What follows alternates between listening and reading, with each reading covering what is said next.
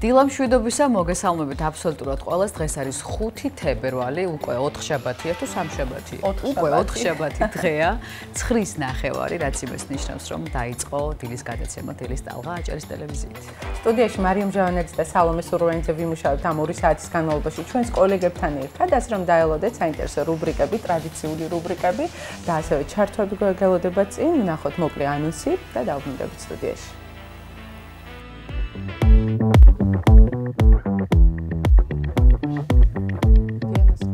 1802 წლის 5 თებერვალს დაიბადა ფრანგი აღმოსავლეთმცოდნე და ქართველოლოგი მარი ბროსე. ბროსე პირველი სპეციალისტია, რომელმაც სცადა ქართული ენის ნათესაობის საკითხი გრამატიკულ მოვლენათა ჩვენების მიხედვითაც განეხილა. ეს და სხვა საინტერესო ამბები 5 თებერვლის მსოფლიო ისტორიიდან რუბრიკაში ამ დღეს. თინუსი შეიცავს დიდი რაოდენობით ვიტამინებს, მინერალებსა და ორგანულ ნაერთებს. მათ შორის არის ანტიოქსიდანტები და პროტეინები ზედმეტი გაჯერებული ცხიმებისა და ნატრიუმის გარეშე. სწორედ ამიტომ დღეს თინუსი ბრინჯით იქნება შენიკერძი ქეთა თხილაიშვილისგან.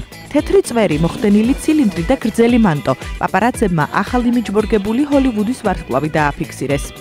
ჟან-კლოდ ვან დამი კი სოციალურ ქსელში საკულტო ცეკვით დაბრუნდა, ხოლო თუ კი არც დევიდ ბექემის ფოტოები გინახავთ, ბოსის თეთრეულის კოლექციაში დაელოდეთ ვებ-სიახლეებს. გადაცემის მეორე ნაწილში ტრადიციულად უტყუარი ამინდის პროგნოზი კობა ფარტენაძისგან, სპორტული ამბები კი ჯიჯისგან გელოდებათ. როსმარინუს ლათინური სიტყვებია და ზღვის ნამს ნიშნავს. როზმარინის ეთერზეთის კეთილის მყოფელი თვისებები მხოლოდ შუა საუკუნეებში აღმოაჩინეს. იგი საჭმლის მონელებასა და სისხლის მიმოქცევას უწყობს ხელს. მას რევმატიზმისა და შაკიკის შემსუბუქებას შეუძლია. ამიტომ ყველა ოჯახში უნდა იყოს ეს მცენარე. რუბრიკა ბოტანიკო კი მისი მოვლის წესებს გაგვაცნობს. D ვიტამინი და მისი მნიშვნელობა ჩვენი ჯანმრთელობისთვის. არ გამოგრჩეთ დილის რადიო ტალღებითა და საინტერესო სტუმრებით. მოდის წესები, რომელიც არ უნდა გაითვალისწინოთ რუბრიკაში მოდა ყველასთვის. ის რაც სულ მოდაშია, მაშინ ბერდები როცა სწავლაზე უარს ამბობ, რადგან ის უნარჩუნებს ახალგაზრდობას, ვინც მუდმივად ცოდნას იძენს. დილის ტალღის სტუმარი მასწავლებელი, რომელიც მუდამ გადაცემის მესამე ნაწილში. რა დადებითი და უარყოფითი გავლენა აქვს ხორის ხორცს ადამიანის ჯანმრთელობაზე? დაელოდეთ სიუჟეტს. სტუმართან ერთად კი გავარკვევთ, რა არის ტრიქინელოზი და რა უნდა გავითვალისწინოთ ხორცის შენახვისა და მომზადებისას. როგორც ნახეთ, საკმაოდ აქტუალურ თემებს შევეხებით დღეს, ასე რომ ყველასთვის იქნება საინტერესო ყველა სეგმენტისთვის, ასე რომ დარჩით ჩვენთან ერთად. თუ ტელეეკრანებთან ვერ დარჩებით და სამსახურში მიიჩქარით, შეგიძლიათ Facebook Live-ზე გვადევნოთ თვალყური, გამოიწერეთ დილის ტალღის გვერდზე, ლათინურად დილის ტალღა, ან ქართული შრიფტით დილის ტალღა და ჩვენ იქაც დაგხვდებით. ყველგან ჩვენ ვართ, როდესაც საქართველოში არის 9:09. მოკლედ, ბუნებრივია გადავავლეთ თვალი გადაცემის ანონსს, განსაკუთრებით ბოლო ნაწილი იქნება საინტერესო და განსაკუთრებით ხორცის ყიდვისაც უნდა ვიყოთ ფრთხილად და ამაზე გადაცემის ბოლოში ვისაუბრებთ, ბოლოს. თუმცა ახლა მოდით ყველამ ერთად გავიგოთ, როგორი ამინდი გველოდება. მართალია, 2 დღე ვსაუბრობთ იმაზე, რომ ამინდი გაუარესდა და შესაძლებელია, რომ თოვლ-ჭყაპიც კი მოვიდეს ჩვენს ქვეყანაში, თუმცა როგორია ტემპერატურული ფონი, ეს გვაინტერესებს ყველაზე მეტად, სანამ კობა შემოგვიერთდება დილიდან ამინდს მე და სალო გაგაცნობთ და დავიწყოთ ჩვენი ქალაქით დღეს 5 თებერვალს ბათუმში. +7 გრადუსი იქნება და რა თქმა უნდა გაწვიმდება და იწვიმებს კიდევ ბევრი დღე. 5 სულ რაღაც 5 დღის განმავლობაში ქობულეთში 6 გრადუსამდე გათბება ჰაერი, ქედაში 5 გრადუსი სითბოა ნავარაუდები, რაც შეეხება შუახევს დღეს 4 გრადუსი სითბოა მოსალოდნელი, ხულოში 3 გრადუსამდე გათბება ჰაერი, ხოლო გოდერძის უღელტეხილზე დაეცა ჰაერის ტემპერატურა და -2 გრადუსი იქნება. ოზურგეთში +7, ურეკშიც 7 გრადუსი, ლანჩხუთში +6, ჩოხატაურში +5, რაც შეეხება ბახმაროში ალბათ თოვს კიდევაც და +2 გრადუსია. დღეისთვის ფოთსა და ანაკლიაში მოსალოდნელია ნალექი წვიმის სახით და 8 გრადუსი სითბო დღის განმავლობაში. სოხუმში 5 გრადუსამდე გათბება ჰაერი და იწვიმებს და ასევე ზუგდიდში წვიმა 7 გრადუს სითბოსთან ერთად. კოპიტნარში +6, ქუთაისში +7, რაც შეეხება საირმეში 5 გრადუსი და ნალექიანი ამინდი თოვლის სახით. მესტიაშიც დაეცა ჰაერის ტემპერატურა და -2 გრადუსი იქნება, ბორჯომში 5 გრადუსამდე გათბება ჰაერი, ბაკურიანში კი +1 გრადუსი იქნება. აბასთუმანში მოსალოდნელია ნალექიანი ამინდი ასევე და 5 გრადუსი სითბო. ახალციხეში +5, გორში +9, ცხინვალში +8, რაც შეეხება თელავს, თელავშიც ნალექიანი ამინდია მოსალოდნელი და +10 გრადუსი. ეს იქნება ჰაერის მაქსიმალური ტემპერატურა დღის განმავლობაში. და ბოლოს დედაქალაქ თბილისში დღეს მოსალოდნელია ღრუბლიანი და ნალექიანი ამინდი, მაქსიმალური ტემპერატურა 9 გრადუსს მიაღწევს და ბათუმის კადრს ხედავთ სანაპიროს, ნავმისადგომის კადრს ხედავთ, ცოტათი ნაცრისფერია, ცოტათი მოღრუბლულია, ცოტათი ნალექიანია, თუმცა მაინც ჩვენი გულია და ჩვენი საყვარელი ბათუმი ჩანს ახლა. შეგიძლიათ გაისეირნოთ სანაპიროზე, იმიტომ რომ როდესაც წვიმს, ალბათ უფრო მეტად გამოიყოფა ეს იოდიზირებული ნაწილაკები და უფრო მეტად შეგვიძლია შევისუნთქოთ და გავჯანსაღდეთ, რაც მთავარია. ხო, მე წვიმაშიც მიყვარს სანაპიროზე სეირნობა. ხოლგით. კარგია, გაგიმართლა. მე კიდევ ნაკლებად მიყვარს ხოლგაც და წვიმაც, თუმცა არა უშავს მოუთმენლად დაველოდები კარგი ამინდების გამოსვლას და თებერვლის დამთავრებას, იმიტომ რომ გაზაფხული ჩემთვის უსაყვარლესი წლის პერიოდია და რომელსაც არა მარტო მე, არამედ ძალიან ბევრი მოუთმენლად ველოდებით. სანამ ყობა შემოგვიერთდება, ბუნებრივია და გაგვაცნობს ამინდის ვრცელ პროგნოზს, მანამდე მიმოვიხილოთ და თვალი გადავავლოთ ვალუტის კურსს და დაგებრუნდებით.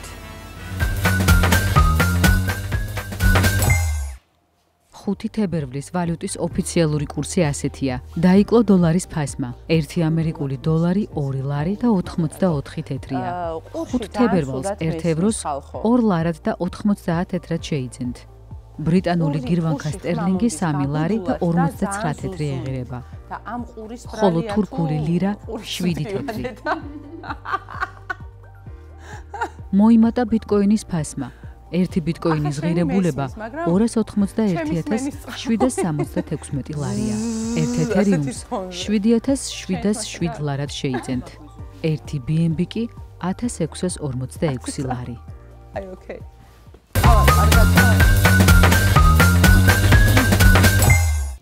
რა თქმა უნდა, გავითვალისწინებთ ვალუტის კურსსაც, თუ რა თქმა უნდა, მივდივართ საზღვარგარეთ და უნდა შევიძინოთ უცხოური ვალუტა, ასევე ამინდის პროგნოზს შეიმოსეთ უფრო თბილად, ბავშვებსაც ჩააცვით თბილად, ქურთუკები, ქუდები, ყველაფერი თბილი, ხელთათმანები არ დაგავიწყდეთ, იმიტომ რომ ტემპერატურამ საკმაოდ დაიკლო და მომდევნო 5 დღის განმავლობაშიც მთელი საქართველოს ტერიტორიაზე იქნება უმეტესად ცივი და ზამთრის ამინდი.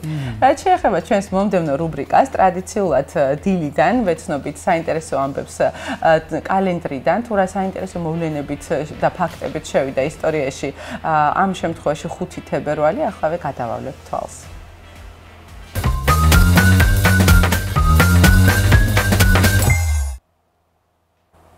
1802 წლის 5 თებერვალს დაიბადა ფრანგი აღმოსავლეთმცოდნე და ქართველოლოგი მარი ბროსე. 1826 წელს ის იწყებს სომხური და ქართული ენების შესწავლას. შეისწავლა პარიზში დაცული ქართული ხელნაწერები. გამოაქვეყნა რამდენიმე ქართველოლოგიური ნაშრომი. აგრეთვე ქართული ენის გრამატიკის სახელმძღვანელოები. მისმა შრომებმა საფუძველი ჩაუყარა მეცნიერულ ქართველოლოგიას ევროპაში. მარი ბროსემ დიდი წვლილი შეიტანა ქართული ენისა და ლიტერატურის შესწავლის საქმეში.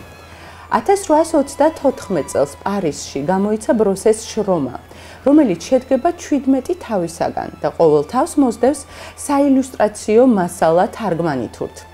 მარი ბროსე თავის გრამატიკაში ითვალისწინებს ანტონ პირველის, მაჯოს, დავით ბატონიშვილის გრამატიკებს, მაგრამ ამა თუ იმ საკითხის განხილვისას ქართულ ტესტებს ემყარება.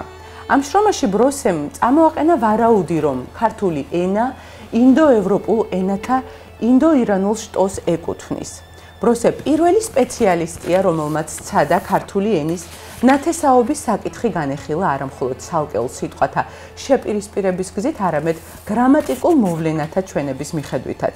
არაერთ საყურადღებო ნარკვევი მიუძღვნა მან შუა საუკუნეების ქართული ლიტერატურის ძეგლებს, ვეფხისტყაოსანი, რუსუდანიანი, ომანიანი და სხვანი.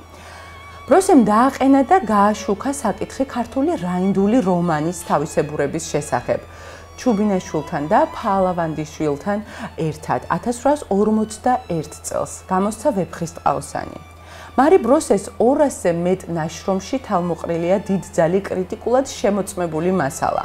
მან გაამდიდრა ქართული ისტორიოგრაფია, გააფართოვა მისი წყარომცოდნეობითი ბაზა. წინ წასწია ქართული ნუმიზმატიკის, სფრაგისტიკის, ეპიგრაფიკისა და სხვა დამხმარე დარგების შესწავლა. წამოჭრა და დაამუშავა შუა საუკუნეების საქართველოს ისტორიის მრავალი საკითხი. რაც შეეხება მეორე ამბავს. 1878 წლის 5 თებერვალს პარიზში დაიბადა ფრანგი მრეწველი ანდრე გუსტავ სიტროენი. სახელი სიტროენი ყველა ავტომოყვარულისთვის კარგად ნაცნობია. თუკი ძველ ავტომწარმოებლებზე დავიწყებთ საუბარს, ფორდთან, მერსედესთან, კადილაკთან, BMW-სთან ერთად აუცილებლად უნდა ვახსენოთ სიტროენიც. მანქანა, რომლის ისტორიაც 1919 წლიდან იწყება. მისი დაარსება სწორედ ანდრე გუსტავ სიტროენთანაა დაკავშირებული. ანდრე იყო ფრანგი ინდუსტრიალისტი. ჩართული იყო შეიარაღების მასობრივ წარმოებაში, თუმცა 1910-იანი წლების შუა პერიოდში იგი საავტომობილო ინდუსტრიით დაინტერესდა. პირველი მსოფლიო ომის შემდეგ მას დარჩა ცარიელი ქარხანა, რომელიც საკუთარი კომპანიის დასაარსებლად გამოიყენა და მას უწოდა Citroën. ასე შეიქმნა ბრენდი Citroën. Citroën-ის პირველი მანქანა იყო A ტიპი. ეს იყო კლასიკური მანქანა 4 ცილინდრიანი ძრავით და მისი მაქსიმალური სიჩქარე 64 კმ/სთ-ში გახლდათ. მანქანა მალევე გახდა პოპულარული. Citroën-მა ავტომობილების მასობრივი წარმოება 1920 წელს დაიწყო, მარტივი დიზაინით, რამაც მნიშვნელოვნად გაზარდა საავტომობილო ბაზარი. 1921 წელს Citroën-მა მეორე მანქანა მოდელი B2 გამოუშვა, რომელიც A ტიპის უფრო მძლავრი ვერსია აღმოჩნდა.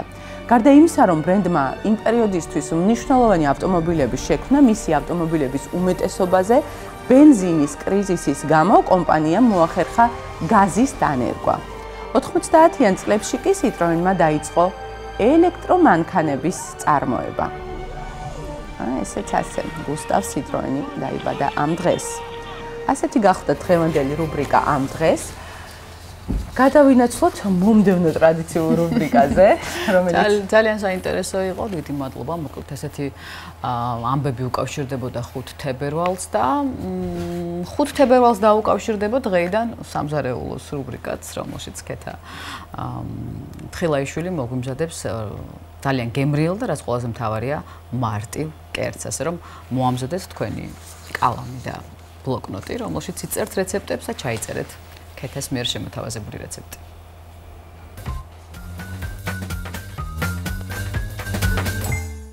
გამარჯობა, მე ვარ ქეთა თხილაიშვილი, დავბრუნდი ისევ და ისევ გემრიელესი სალათით. მოგიმზადებთ დღეს ესე თინუსის სალატს, დაგჭირდება თქმა უნდა თინუსი, ბერძნული იოგურტი, სიმინდი, კონსერვირებული სიმინდი, დაგჭირდება წინასწარ გაგრილებული მოხარშული ბრინჯი, მწვანე ხახვი, პომიდორი და კიდე. ამდა გავიწყდეს ნიორი და სუნელები. სუნელები არის წითელი წიწაკა და ორეგანო. მოკლედ, პირველ რიგში რაც უნდა გავაკეთოთ, ეს არის ძალიან მარტივი ეტაპი, ეს არის კიტრის კუბებად დაჭრა. ხო, ყური გამისწორეთ ვინმე. კიტრის კანი არის ძალიან სასარგებლო, ამიტომ კანებს დავტოვებთ. უბრალოდ დავჭრით კუბებად. ვალიუს რო შედის.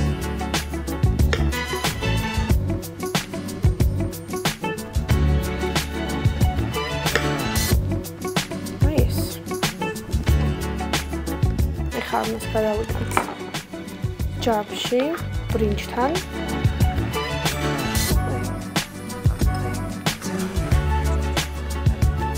ეხლა ავიღებთ პომიდორს, მე მაგ აქ მოზრდილი პომიდორი, ამიტომ მხოლოდ ნახევარს დავჭრი.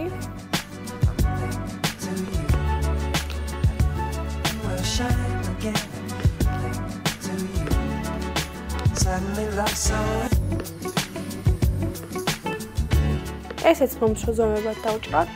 ისე.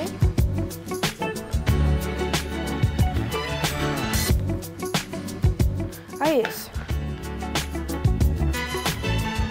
ეხლა ავიღოთ მწვანე ხახვი და დავჭრათ მომცრო პატარა ზომებად, პატარა ნაწყვებად.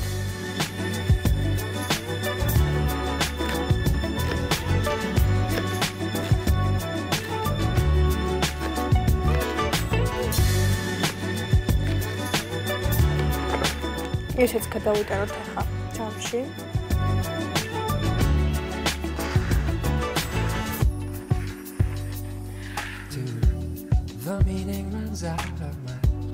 ეხლა ნიორი ჩავჭყლიდოთ.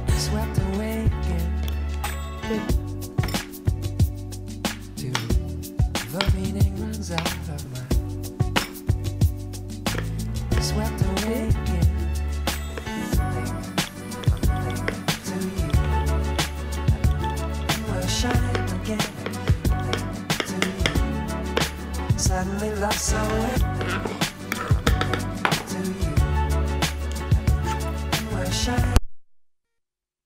ავიღოთ, გადავიტანოთ. ეხლა გადავიტანოთ სიმინდი.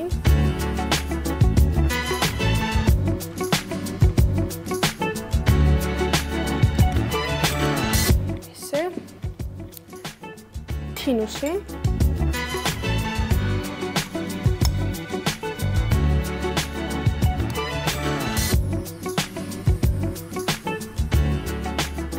წინასწარ აქვს გადაწყვეტილი წვენი ამას. და ეხლა დავამეტოთ ბერძნული იოგურტი.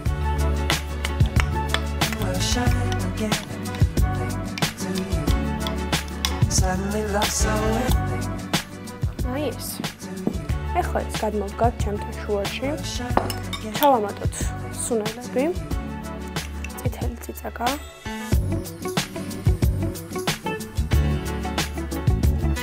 ეხლა ორეგანო.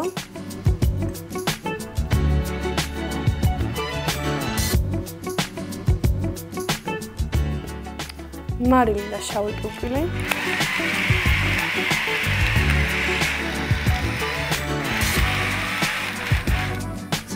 ორეგანოს სურნელი იგრძნovat მკვეთრად და ძალიან მიყვარს, ძალიან ძლიერი სურნელი აქვს. ამ ყველაფერს ეხლა ვთხილავთ, ნელა ამოურიოთ.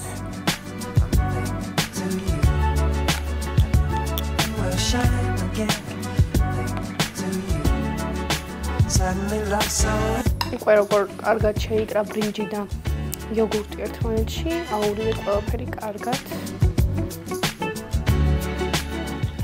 აქვს გემრიელესი სურნელი მართლა. შეგვიძლია ვთქვათ, რომ ესეც დიეტური და ჯანსაღი საკვებია, მაგრამ თუ გინდათ რომ უფრო ჯანსაღი იყოს, სიმინდი არ გამოიყენოთ კონსერვირებული და გამოიყენეთ ჩვეულებრივი სიმინდი და ეგრე უფრო ჯანსაღი იქნება ჩემი აზრით.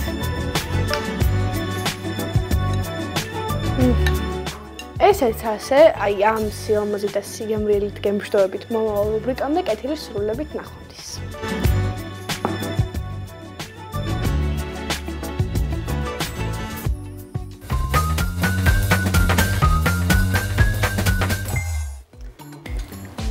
მე თინუსი ძალიან მიყვარს, ძალიან გემრიელი და სასარგებლოა, ცილის ომეგა-3-ის საბადოა ნამდვილად, ასე რომ შეგიძლიათ მოამზადოთ ეს კერძი, ვფიქრობ თქვენი სადილისთვის კარგი იქნება. ქეთასაც ძალიან უყვარს როგორც ჩანს. ხშირად აკეთებს, ხო, ხშირად ამზადებს. იმიტომ რომ ხშირად ამზადებს. და სხვა შორის სენდვიჩებიც გამიკეთებია და ძალიან უხდება სენდვიჩსაც, ასე რომ თუ ჯერ არ დაგიგემოვნებიათ ეს უგემრიელესი თევზი, შეგიძლიათ შეჰმატოთ თქვენს რაციონს. შეეხება მომდევნო რუბრიკას, მე მოუთმელად ველოდები დღეს ვებსიახლეებს, იმიტომ რომ არის საკმაოდ საინტერესო ამბები აქვს მომზადებული ჩვენთვის. დაველოდოთ. შენ წარმოიდგინე, როდესაც გადავავლე თვალი სოციალურ ქსელში რა ამბები ხდებოდა, ხანდახან არის ხოლმე, როდესაც ყვითელ პრესაზე ვაჩერებ ჩემს არჩევანს, ეხლა უნდა გავიხსნოთ და თვალი გადავავლოთ იმ მსახიობებს, რომლებიც ჩვენს ბავშვობაში იყვნენ ძალიან პოპულარულები, ასე რომ დავიწყოთ ეთერში ვებსიახლეების დროა.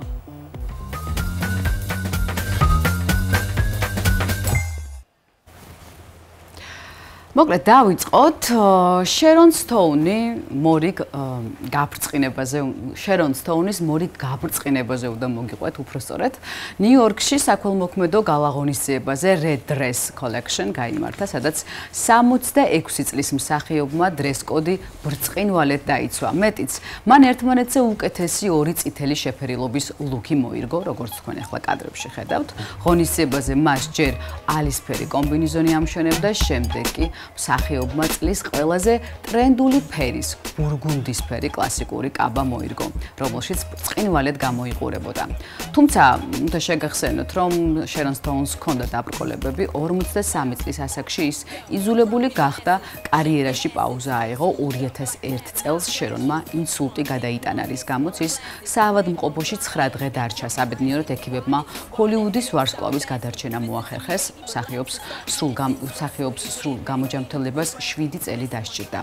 შერონმა გაიხსენა თუ როგორ ჰქონდა რეაბილიტაციის ადრეულ ეტაპებზე მეხსიერების პრობლემები, მისი თქმით, ჯანმრთელობის პრობლემების გამო ფილმებში გადაღებაზე უარს ეუბნებოდნენ, ისიც ბურგუნდისფერ კაბაში არაჩვეულებრივად შესანიშნავად გამოიყურებოდა, მისი ენერგიაც არის, არ ვიცი, მაღალ ვიბრაციებზე, თუმცა ამ ბრწყინვალების მიღმა ყოველთვის უნდა გვახსოვდეს, რომ ვარსკვლავებსაც აქვთ დიდი პრობლემები და მათ შორის ჯანმრთელობის პრობლემებიც.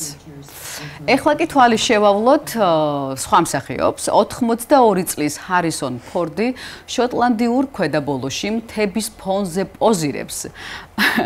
ინდიანა ჯონსის ვარსკვლავი ახალ სარეკლამო კამპანიაში გამოჩნდა, ის ვისკის რეკლამების სერიის ამბასადორია. სარეკლამო კამპანიის გადაღებები შოტლანდიაში მიმდინარეობდა, საინტერესოა, რომ ფოტოსესიას მოჰყვა პატარა ფილმიც, რომლის რეჟისორი ჯოლე ეჯერტონია. ფილმი ვისკის დამზადების მოკლე ისტორიას გვიყვება, ასევე მინი ფილმში ისტორიული ციხესიმაგრეებიც და ის ადგილებიც არის ნაჩვენები, სადაც უშუალოდ ვისკის აწარმოებენ.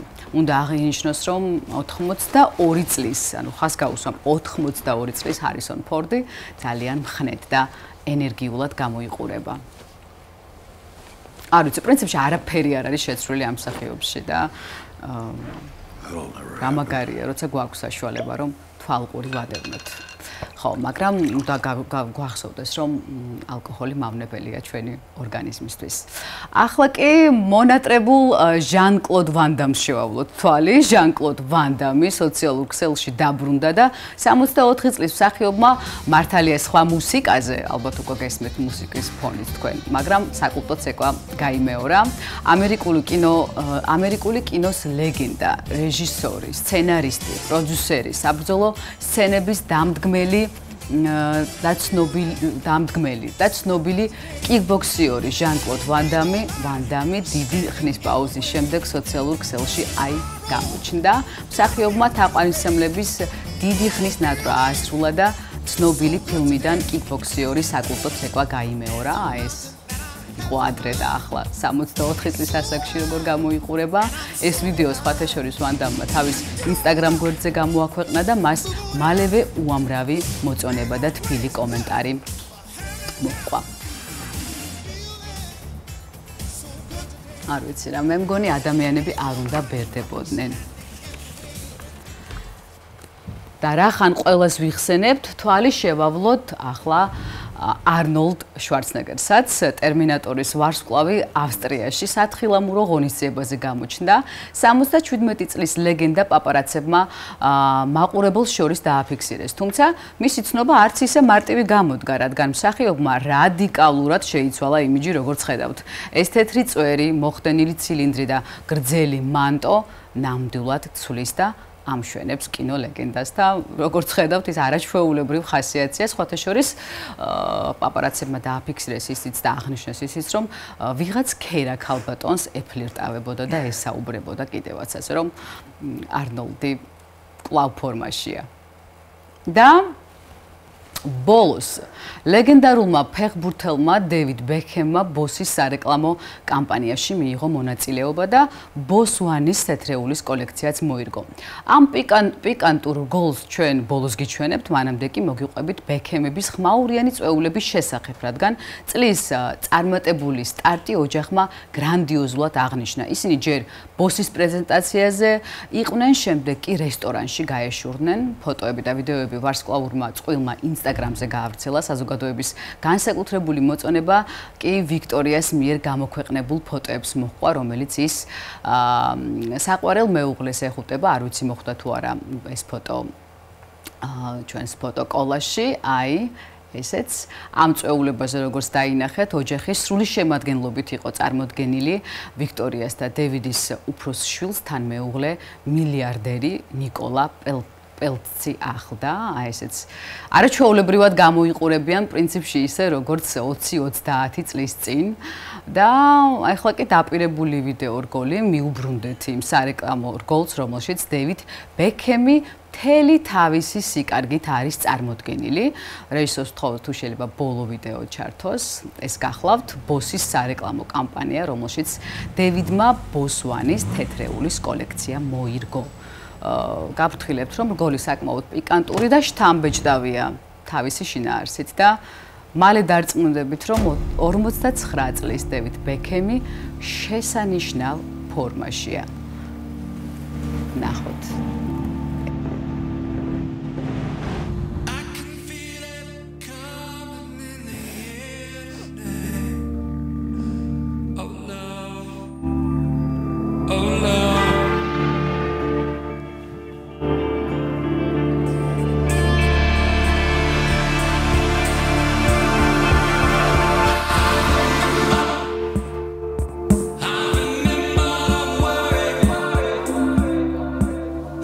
ლურია ასეთი დოზის სითამამე სარეკლამო რგოლში, მაგრამ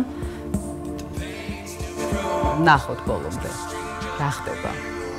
აშკარად დევიდ ბექემს მოპირდაპირე კორპუსიდან აკვირდებიან. თუმცა ის არ იმჩნევს.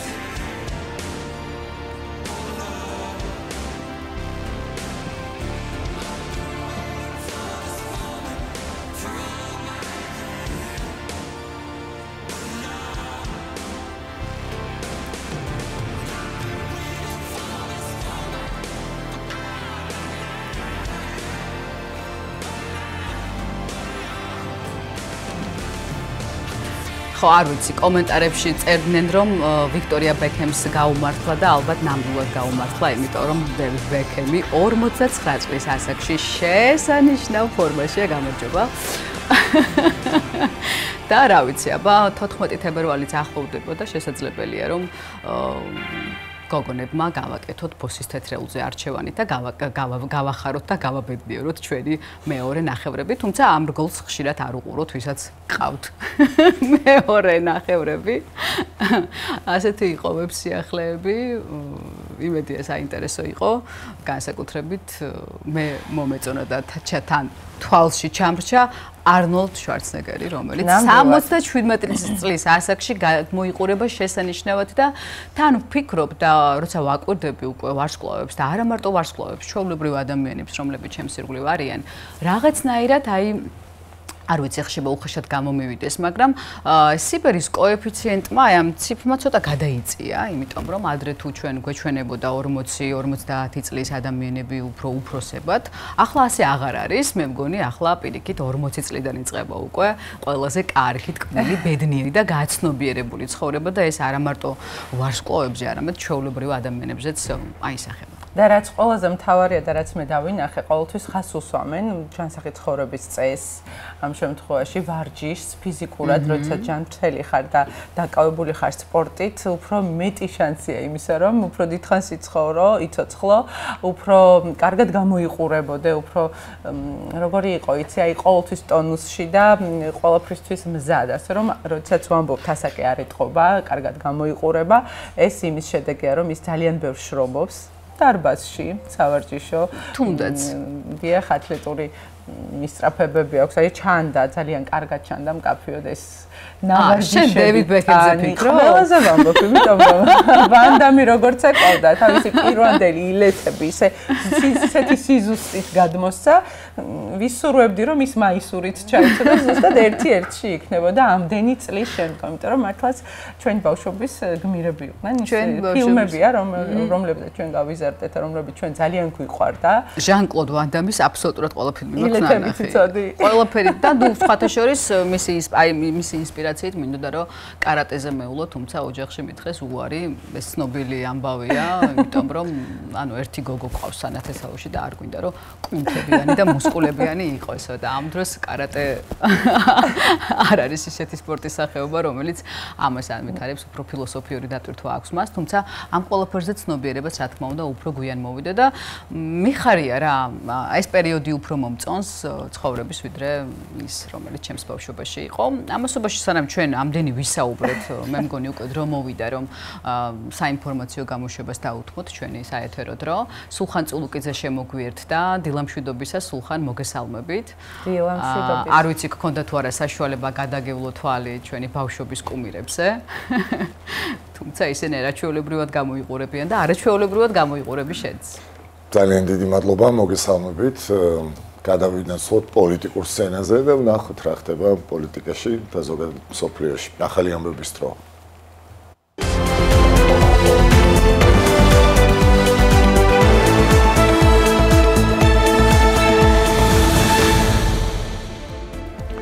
Online გამოცემა ბათუმელებისა და ნეტგაზეთის დამფუძნებელი მზია ამაღლობელი, რომელიც 25 დღეში მშილობს საჭირო კვლევებისთვის უხელ კლინიკაში გადაიყვანეს. ვიომედის კლინიკური დირექტორი ზურაბ ჩხაიძე აცხადებს, რომ მზია ამაღლობელს ჩაუტარდა კვლევები, სადაც გამოვლინდა ცვლილებები პაციენტს ჰოსპიტალური მკურნალობის შესთავაზეს და დათანხმდა. მზია ამაღლობელი შიმშილობას კვლავ აგრძელებს, ექიმის ინფორმაციით პაციენტი კონტაქტურია. ჯერჯერობით უცნობია, რამდენ ხანს დატოვებენ მას კლინიკაში.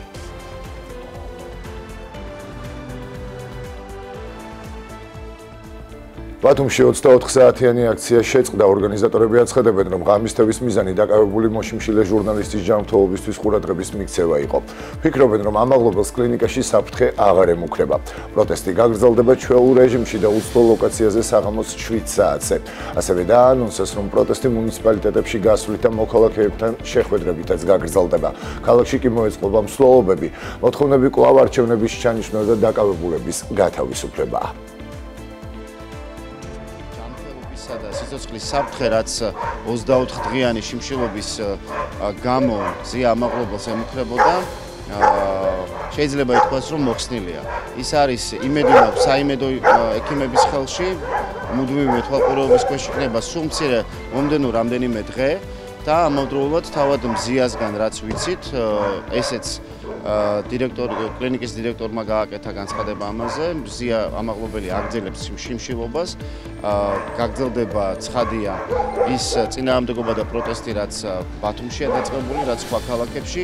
ჩვენ ერთი კვირის წინ განვაცხადეთ, რომ კარვები საკონსტიტუციო სასამართლოსთან და აჭარის მთავრობის შენობასთან დაიდგმებოდა მანამდე და სამოქალაქო აქტივისტები, საჯარო პირები, პოლიტიკოსები მათ შორის გაათენებდნენ ღამეს მზია ამაღლობლის ჰოსპიტალიზაციის, მისი მდგომარეობის, გაუმჯობესების მოთხოვნით მანამ სანამ არ მოხდებოდა იმ საფრთხეების ნულამდე დაყვანა, რაც უკავშირდება შიმშილობის მიერ გამოწვეულ გვერდით მოვლენებს. ჩვენ ხვალიდან ისე ვაგრძელებთ აქციებს საღამოობით, ყოველ საღამოს 7 საათიდან ველოდებით ბათუმელებს, ყველა იმ ადამიანს, რომელიც ბათუმში იმყოფება, საკონსტიტუციო სასამართლოსთან, მთავრობის სახლის წინ, იმისათვის, რათა კიდევ ერთხელ დავაფიქსიროთ ჩვენი ხმა გავაგონოთ ხელისუფლებას, რომელსაც უზურპირებული აქვს ამ შემთხვევაში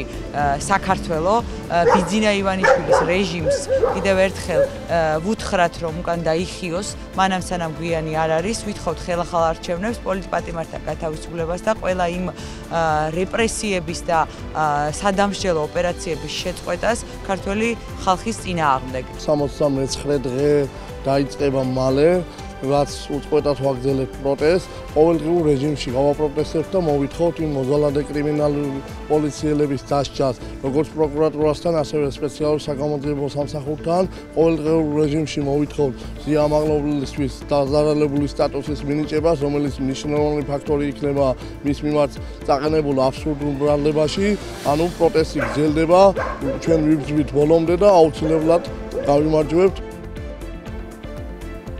საპროტესტო აქციის დროს აღმაშენებლის ხეივანზე ადმინისტრაციული წესით დაკავებულთა ნაწილს ადმინისტრაციული სახთელის სახით ჯარიმა დაეკისრა. ერთ პირს ყველა ბრალდებამ მოუხსნეს, ერთს კი სიტყვიერი გაფრთხილება მისცეს. კერძოდ, სასამართლოს გადაწყვეტილებით ადმინისტრაციული სახთელის სახით ჯარიმა დაეკისრა ბადრი გრიგალაშვილს, მამუკა დიასამიძეს, ლუკა თეთრაძეს, სერგი გიგანს, ლუკა სარიშვილს, დავით ბერიტაშვილს, ირაკლი გეშაგურიძეს და სანდრო ჩაფიძეს. რაც შეეხება კიდევ ერთ დაკავებულ მამია კომახიას, მისი სასამართლო პროცესი 12 თებერვლამდე გადაიდო. კი სასამართლო დარბაზიდან გათავისუფლდა. კონსტანტინე კობერიძის მიმართ მოსამართლე ლელად საგარეიშვილმა ადმინისტრაციული წარმოება შეწყვიტა. ადმინისტრაციული წესით დაკავებული ეროვნული ბანკის ყოფილი პრეზიდენტი მოსამართლე ნინო ენუქიძემ სასამართლო დარბაზიდან გაათავისუფლა, სხდომა კი გადაიდო. დღეს პარლამენტის სამი პოლიტიკური გაერთიანების წევრი დეპუტატებისთვის სადებუტატო უფლებამოსილების ვადამდე შეწყვეტის საკითხზე იმსჯელებს. დღის წესრიგში ერთიანობა ნაციონალური მოძრაობის კოალიცია ცვლილებებისთვის და ძლიერი საქართველოს წევრებისთვის ჯამში 59 დეპუტატისთვის უფლებამოსილების შეწყვეტის საკითხი დგას. მათ პარლამენტს მანდატების შეწყვეტის მოთხოვნით ჯერ კიდევ ნოემბერში მიმართეს, თუმცა საქართველოს ნება შესაბამის წერილობით განცხადებებზე ამ დრომდე არ უმსჯელია. ცესკოს შემაჯამებელი ოქმის თანახმად 26 ოქტომბრის არჩევნების შედეგად ძლიერმა საქართველოს 14 მანდატი მიიღო. კოალიციამ ცვლილებებისთვის 19, ხოლო ერთიანობა ნაციონალურმა მოძრაობამ 16 მანდატი მოიპოვა. პარლამენტში 12 მანდატი აქვს პარტია გახარია საქართველოსთვის. პოლიტიკური გაერთიანება სხვა პარტიების მსგავსად საპარლამენტო საქმიანობაში არ მონაწილეობს, თუმცა უფლებამოსილების შეწყვეტის თაობაზე მათ განცხადება არ დაუწერიათ.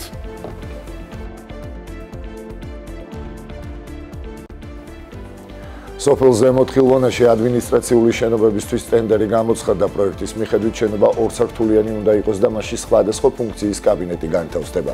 მოეწყობა სპორტ დარბაზი, სოფლის ექიმის კაბინეტი, ბიბლიოთეკა, სივრცე და ეთმობა მოსახლეობას სოფლის კრებების მოსაწყობად. შენობა უნდა იყოს ადაპტირებული და ყველასთვის ხელმისაწვდომი. მშენებლობა წელს უნდა დაიწყოს და მომავალ წელს დასრულდეს. სამუშაოებისთვის მუნიციპალიტეტისგან 852.178 ლარია გათვალისწინებული. გამოცხადდა ელექტრონული ტენდერი სოფელ ზედათხილვანაში სპორტული დარბაზისა და ადმინისტრაციული შენობებისათვის. შესაძლებელი იქნება განმახორციელოს სხვადასხვა სპორტული ღონისძიებები, ასევე განთავსდეს ადმინისტრაციისათვის კაბინეტები და სხვადასხვა სივრცეები. შენობის საერთო საპროექტო ღირებულება შეადგენს 858.170 ლარს. სამუშაოები დაიწყება მიმდინარე წელს და დასრულდება 2026 წელს. უკრაინის პრეზიდენტის ვოლოდიმირ ზელენსკის განცხადებით მზადაა სამშვიდობო სამიტის ფარგლებში რუსეთის პრეზიდენტთან ვლადიმერ პუტინთან მოლაპარაკებების მაგიდასთან დაჯდეს. უკრაინული მედიის ცნობით ამის შესახებ ზელენსკიმ ბრიტანელ ჟურნალისტთან ინტერვიუში განაცხადა. კითხვაზე როგორ იგრძნობს თავს სამშვიდობო სამიტის დროს პუტინის პირისპირ ჯდომა რომ მოუწიოს, ზელენსკიმ უპასუხა, რომ მშვიდობის მისაღწევად ამისთვისაც მზადაა.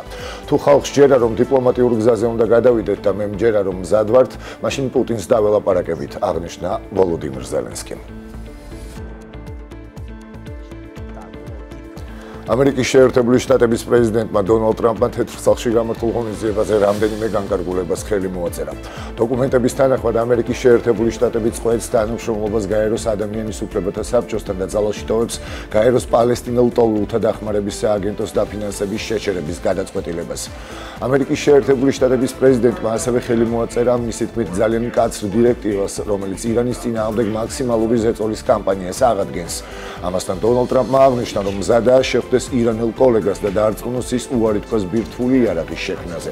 თეთრსახში გამართულ პრესკონფერენციაზე ტრამპმა განაცხადა, რომ პალესტინელებს ღაზის სექტორის დატოვების გარდა სხვა ალტერნატივა არ აქვთ.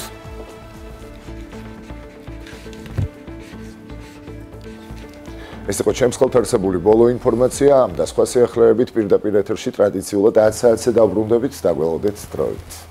დიდი მადლობა გემშვიდობებით დროებით სულხან, ჩვენ კი ბუნებრივია ვაგრძელებთ გადაცემას და შეგახსენებთ, რომ თქვენ უყურებთ დილის ტალღას 9:09-დან ვიწყებთ მაუწყებლობას და 11:09-მდე ვიქნებით თქვენთან ერთად და მოდით ახლა ვნახოთ და გადავავლოთ თვალი მცირე ანონს თუ რას ვნახავთ გადაცემის მეორე ნაწილში.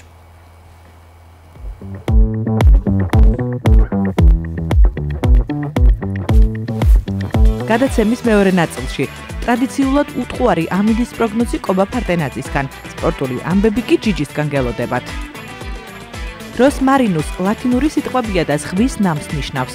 როზმარინის ეთერზეთის კეთილის მყოფელი თვისებები მხოლოდ შუა საუკუნეებში აღმოაჩინეს. იგი საჭმლის მონელებასა და სისხლის მიმოქცევას უწყობს ხელს. მას რევმატიზმისა და შაკიკის შემსუბუქებაც შეუძლია.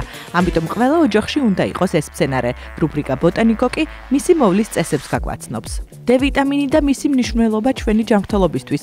არ გამოგრჩეთ დილის რადიო ტალღებითა და საინტერესო სტუმრებით. მოდის წესები, რომელიც არ უნდა გაითვალისწინოთ რუბრიკაში მოდა ყველასთვის. ის რაც სულ მოდაშია, მაშინ ბერდები, როცა სწავლაზე უარს ამბობ, რადგან ის უნარჩუნებს ახალგაზრდობას, ვინც მუდმივად ცოდნას იძენს. დილის ტალღის სტუმარი მასწავლებელი, რომელიც მუდამ მოსწავლეა. გადაცემის მესამე ნაწილში. რა დადებითი და უარყოფითი გავლენა აქვს ხორისხორცს ადამიანის ჯანმრთელობაზე? დაელოდეთ სიუჟეტს. სტუმართან ერთად კი გავარკვევთ, რა არის ტრიქინელოზი და რა უნდა გავითვალისწინოთ ხორცის შენახვისა და მომზადებისას. ნამდვილად უნდა დაველოდოთ გადაცემის ბოლო ნაწილს განსაკუთრებით, თუმცა მანამდეც არ უნდა მოადუნოთ ყურადღება. თუ ტელევიზორებში ვერ გვიყურებთ, შეგიძლიათ გვიყუროთ და გვიცქიროთ Facebook Live-ში. პრინციპში დადგა დრო, რომ გავიგოთ ამინდის ვრცელი პროგნოზი. კობა ფარტენაძე უნდა შემოგვიერთდეს, ჩვენი სინოპტიკოსი, საინტერესო ეხლა რომელი ადგილი აარჩია მან, სადგას, როგორ გამოიყურება და რაც ყველაზე მთავარია, როგორ ხასიათზე ბრძანდება ჩვენი დიადი კობა ფარტენაძე. კობა დილამშვიდობის მოგესალმებით, გისმენთ. დილამშვიდობის. დილა არის ნაცრისფერი, მაგრამ ვისურვებ გასაგებია. ჩვენს გულებში მზე და მშვიდობა ჩვენს ქვეყანაში. მე ყოფილი ახლა მემედაბაში დის გამზირზე და ნენდელა იღვიძებს ქალაქი და წვიმა ამ წუთაშიც არ მოდის ჩვენს ბათუმში. ტემპერატურა 4 გრადუსია, მიუხედავად იმისა, რომ ცივა საქართველოში მაინც ყველაზე მაღალი ტემპერატურა ბათუმში ფიქსირდება დილის საათებში 4 გრადუსი. 2 გრადუსია გურიასა და იმერეთში ამ მომენტისთვის, კახეთში +1 და +2 გრადუსი ასევე აღინიშნება დედაქალაქში დღის განმავლობაში. დიდად ტემპერატურის მომატება მოსალოდნელი არ არის ჩვენს ქალაქებში. 5 გრადუსთან ახლოს იქნება მაქსიმალური ტემპერატურა, ხოლო რაც შეეხება ზამთრის კურორტებს 0-თან ახლოს და მასზე ქვემოთ საქართველოში უახლოეს დღეებში კვლავ გაგრძელდება ცივი და ნალექიერი ამინდი.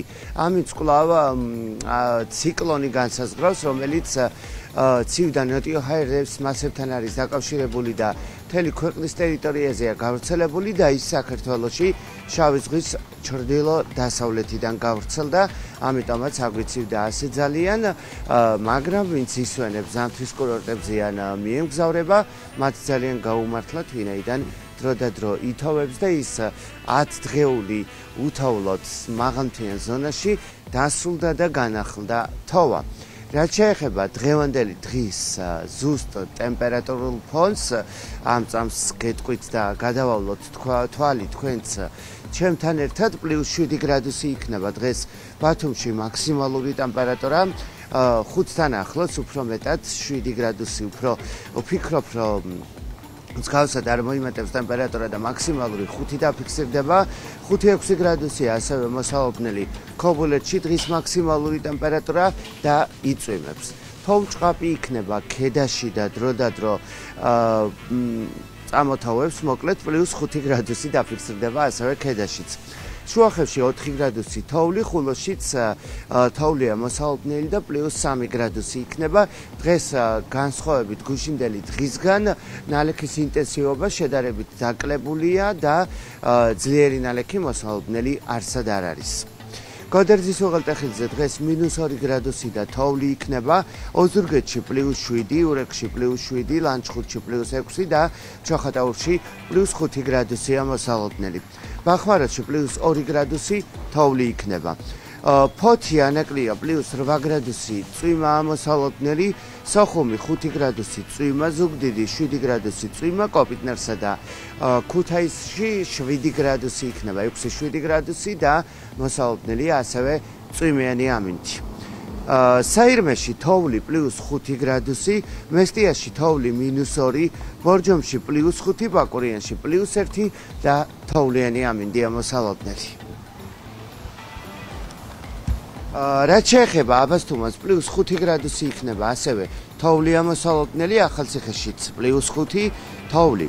გორში იწვიმებს +9 გრადუსი ამოსალოდნელი, ცხინვალში 8 გრადუსი, დედაქალაქში +9 და თელავში +10 გრადუსი ამოსალოდნელი. ჯერჯერობით აღმოსავლეთ საქართველოს ზოგიერთ ნაწილზე, მაგალითად დედაქალაქში და კახეთში, ძლიერად არ გავრცელებულა ციკლონთან არსებული ცივი და ნოტიო ჰაერის მასები, ამიტომაც შედარებით მაღალი ტემპერატურაა, მაგრამ უკვე ხვალისთვის მკვეთრად დაეცემა ტემპერატურა ასევე აღმოსავლეთ საქართველოში. ყველგან და ნალექი თოვლის სახით იქნება. მოკლედ, სანაპირო კურორტებზე ისევ არ გათოვდა, ისევ არასტაბილური ამინდია და ნალექი წვიმის სახით არის, თუმცა მთიან ზონაში თოვს როგორც ხედავთ და წელს სამწუხაროდ ასე უთოვლოდ მიდის ჩვენი ზამთრის დღეები და ნანატრი თოვლი არც 2025 წლის ზამთარში დაფიქსირდა და ვნახოთ რა სიურპრიზ შემოგთავაზებს ზამთრის დარჩენილი დღეები, თუმცა პროგნოზით რაც ამ წუთას ჩანს, თოვა და ქარბუქი საქართველოში დაბლობ რაიონებში მოსალოდნელი არ არის. ჩვენ შეგვიძლია თუ ქალაქში ვერ ვიხილავთ თოვს, რაღაც 4-5 საათის გზავრობის 3 საათის გზავრობის შემდეგ ვეწვიოთ გოდერძის უღელტეხილს, კურორტ გოდერძის და ვიხილოთ ეს ჩვენი ნანატრი თოვლი. ნუ გათოვდება ქალაქში, არ არის პრობლემა. არ ზუსტად ეგ მინდოდა მეც მეთქვა, იმიტომ რომ ნამდვილად ბათუმი არის მზის და ზაფხულის ქალაქი და საქართველოს დაბლობი ტერიტორიები პრინციპში, იმიტომ რომ ყოველთვის ნეიტრალური ამინდია და შემოდგომის უფრო ვიდრე ცივი ზამთრის. ხო, კობა? კი ბატონო, ნამდვილად ასეა, მაგრამ უბრალოდ ძალიან უხდება სანაპირო ზოლს თოვლი, ჩვენი დათოვლილი პალმები და ულამაზესი ქალაქის ქუჩები ნამდვილად უფრო მშვენიერია თოვლიან ამინდში, თუმცა ესეც იქნება ჩვენ გვახსოვს სტატისტიკურად გამორჩეული ზამთრები, ზამთარი უბრალოდ, როდესაც 1 მეტროც კი გათოვდა და მშვენიერი გრძნობა იყო ჩვენი ქალაქისთვის. ყველაფერს აქვს თავისი დრო, თავისი წელი ალბათ და ესეც იქნება. ძალიან დიდი მადლობა. თავარია ჩვენს ქვეყანაში იყოს მშვიდობა. ნამდვილად გეთანხმებით კობა და გემშვიდობებით ხვალამდე კეთილი სურვილებით. ნახვამდის დროებით.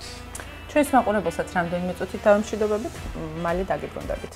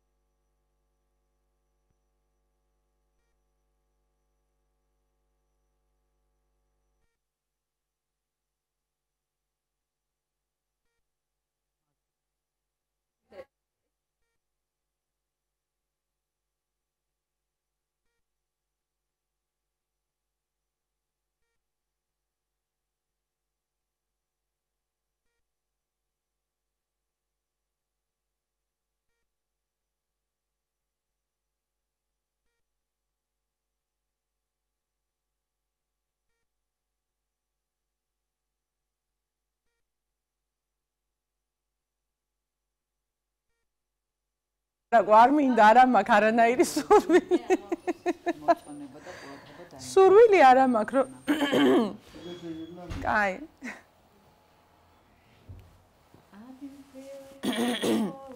და რა, ბოსის თეთრეული არ მოგეწონა ყავა? მომეწონა, გოგო, ნიფხავი გავიღადავე პოსტან, ნიფხავით ჩვენებმა. გასკდა შურით. გასკვია მე მქონდა. გასკდა, აბა გვაჩვენე შე როგორი კუნთები და კუბიკები გაქვს. არა, შენ გექნება ლამაზი ტანი. არაფერი კატიჟე ცოტა გამართე რა გჭირს. უმათო ამბობს არის ლაპარაკობ.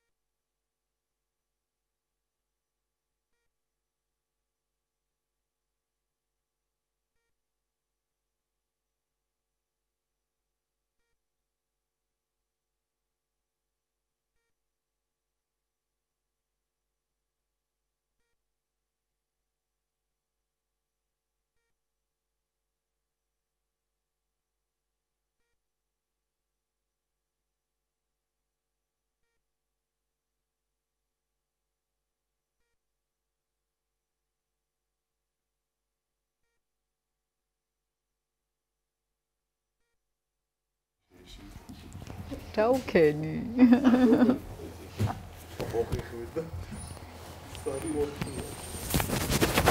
I can feel him calling.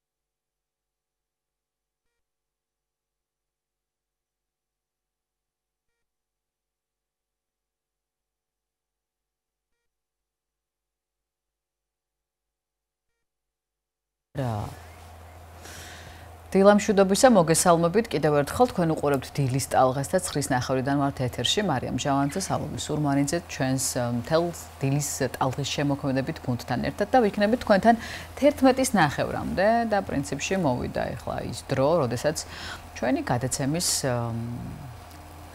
ომბალო არ ვიცი ხო აღარ მინდა ახლა მის თქმა, მაგრამ ჯიჯი უნდა შემოგვიერთდეს თავისი რუბრიკით სპორტის სიახლეებით. ჯიჯი დილამშვიდობისა მოგესალმებით. არ ვიცი გაკვირდები დილიდან და რაღაცნაირ ხასიათზე ხარ და ვერ ხვდები რატო.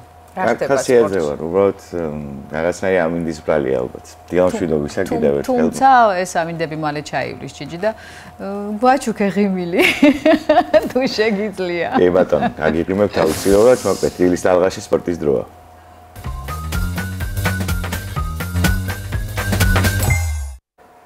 მოგესალმებით, კიდევ ერთხელ ვიწყებთ სპორტზე საუბარს და დავიწყოთ დინამო ბათუმის გუშინდელი მატჩით, რომელიც თურქეთში ანტალიაში გაიმართა. ბათუმის დინამოს მეტოქე იყო უკრაინული პოლესია. ბათუმის დინამომ კიდევ ერთხელ დათმო შეხვედრა, ამჯერად კიდევ უფრო დიდი ანგარიშით 0-5 დამარცხდა გია ჭიაბრიშვილის გაწვრთნილი ბათუმის დინამო. მოკლედ 4 შეხვედრა ჩაატარა ბათუმის დინამომ, რაც თურქეთის რესპუბლიკაში იმყოფება შეკრებაზე და 4-ვე მატჩი დათმო ანგარიშით 0-4, 2-1 და ბოლო შეხვედრა ესე 0-5 დათმო მოკლედ ჟიტომირის პოლიციასთან. 14 გატანილი გაშვებული გოლი და 1 გატანილი ისიც ავტოგოლით, მოკლედ ჯერჯერობით ბათუმის დინამო ვერ ახერხებს თურქულ შეკრებაზე შედეგის ჩვენებას, რომელიც ზოგადად არის მოთხოვნა გულშემატკივრის მხრიდან, მაგრამ იმედი დავიტოვოთ, რომ ეს ყველაფერი შეიცვლება და შემდეგ მატჩებში ბათუმის დინამო უკეთეს და ხარისხიან ფეხბურთს აჩვენებს, ასე რომ მოკლედ იმედად ვართ იმის, რომ ყველაფერი შეიცვლება, ახალი ფეხბურთელებიც ადაპტირებას მალე გაივლიან და შედეგიც დადგება. გავაგზავნოთ ისო ფეხბურთზე, როგორც ფუტზალზე, საქართველოს ნაკრებმა გუშინ ბულგარეთში კიდევ ერთხელ მოახერხა ბულგარეთის ეროვნული ნაკრების დამარცხება ანგარიშით 1-5. შეგახსენებთ, რამდენიმე დღის წინ საქართველოს საკუთარ მოედანზე ითამაშა და 6-1 დაამარცხა. ბულგარეთი მოკლედ საერთო ჯამში 11-2 ესე დაამარცხა ორ მატჩიან დუელში ბულგარეთის ეროვნული ნაკრები და ჯგუფში კვლავ მეორე ადგილს ინარჩუნებს. მოკლედ შეგახსენებთ, ეს არის ევროპის ჩემპიონატის შესარჩევი ეტაპი, სადაც საქართველოს ნაკრები საფრანგეთის ეროვნულ ნაკრებთან, კოსოვოსთან და ბულგარეთთან ერთად იმყოფება. ვნახოთ სატურნირო ცხრილი თუ როგორ გამოიყურება ჩვენი ნაკრების. მოკლედ საფრანგეთია პირველ ადგილზე, გუშინ გვიან ღამე დასრულდა და სამწუხაროდ ამ ცხრილში არ არის ასახული. 4 თამაშიდან 12 ქულა აქვს. საქართველოს ნაკრებს 4 თამაშიდან 9 ქულა აქვს. მესამე ადგილზე კოსოვა, რომელიც ჩვენი ნაკრების მომავალი მეტოქე იქნება, ხოლო ბულგარეთის ნაკრებს 4 თამაშიდან 4-ვე წაგებული აქვს შეხვედრა და 0 ქულით ბოლო ადგილზე იმყოფება. საქართველოს და შეგახსენებთ, რომ საუკეთესო მეორე ადგილოსან გუნდებს შორის პირველ ადგილზეა, ასე რომ იქითანაც გვაქვს შანსი, რომ მოვხვდეთ ევროპის ჩემპიონატზე, ასე რომ წარმატებები უსურვოთ ჩვენს ნაკრებს მომავალ შეხვედრაში, რომელიც კოსოვოს წინააღმდეგ გაიმართება. ამ თამაშის შესახებ, რა თქმა უნდა, წინასწარ დავაანონსებ და გეტყვით თუ რომელ საათზე და როდის იქნება ეს შეხვედრა. საქართველოს ახალგაზრდულ ნაკრებზე უნდა გითხრათ, რომელიც წელს 2025 წელს ევროპის ჩემპიონატზე მიიღებს მონაწილეობას სლოვაკეთში. რაც საქართველოს ნაკრების შემადგენლობაში არაერთი ახალგაზრდა ძალიან კარგი ფეხბურთელი მიიღებს მონაწილეობას და ჩვენი ნაკრები ძალიან მალე თურქეთში გაემგზავრება თურქულ შეკრებაზე, სადაც მოსამზადებელ ეტაპს გაივლის და ფინეთის ეროვნულ ნაკრებს დაუპირისპირდება, ასე რომ ჩვენ ნაკრებს კარგი სპარინგ პარტნიორი ყავს ფინეთის ნაკრების სახით, ასე რომ წარმატება ჩვენს ეროვნულ ნაკრებს, ახალგაზრდულ ნაკრებს კარგი ფეხბურთელებით არის დაკომპლექტებული. აქვე შეგახსენებთ, რომ ბათუმის დინამოს გოლკიპერი ლუკა ხარატიშვილი არის ერთ-ერთი ვარსკვლავი ამ გუნდის და ის ფეხბურთელი, რომელმაც შეძლო და ბათუმის საქართველოს ეროვნულ ნაკრებს მოუპოვა ხორვატიასთან 11 მეტრიანების სერიაში გამარჯვება. ის იყო ერთ-ერთი მთავარი გმირი, კადრშიც ხედავთ ახლა იმ 11 მეტრიანების სერიას, მოკლედ წარმატება ჩვენს გუნდს. ხვიჩა კვარაცხელიაზე უნდა გითხრათ, გუშინ ხვიჩა კვარაცხელიას პარი სენ-ჟერმენმა საფრანგეთის თასის გათამაშებაში მოიპოვა ლემანის წინააღმდეგ გამარჯვება. ხვიჩა ძირითად შემადგენლობაში იყო და სოფასკორის მიხედვით ის საუკეთესო იყო და ახლა უნდა შეგმოგთავაზოთ იანვრის თვის, ანუ სამთრის სატრანსფერო სეზონის საუკეთესო ტრანსფერების შესახებ ინფორმაცია და ის სამეულში მოხდა მოკლედ ჯონ დურანის, ომარ მარმუშის და ხვიჩა კვარაცხელიას, აი ესეთი სამეულია იანვრის თვეში საუკეთესო ტრანსფერები. მოკლედ 70 მილიონია ეს არის ხვიჩას სატრანსფერო ფასი და სამეულში მოხდა მსოფლიო მასშტაბით აი გაკეთებული ტრანსფერების. მოკლედ კიდევ ერთი საამაყო ფაქტი ის არის, რომ ქართველი ესეც სატრანსფერო ფასში ლიდერობს სხვა ფეხბურთელებთან ერთად ხვიჩა კვარაცხელიას. სხვა იმედია კიდე სხვა რეიტინგებშიც ნახავთ მოწინავე ადგილებში, როგორც არის გატანილი გოლები, ასისტები და ასე შემდეგ. გავაგზავნოთ ახლა სარაგბო თემატიკით საქართველოს ახალგაზრდული ნაკრების მეტოქეები 6 ერის ფესტივალზე.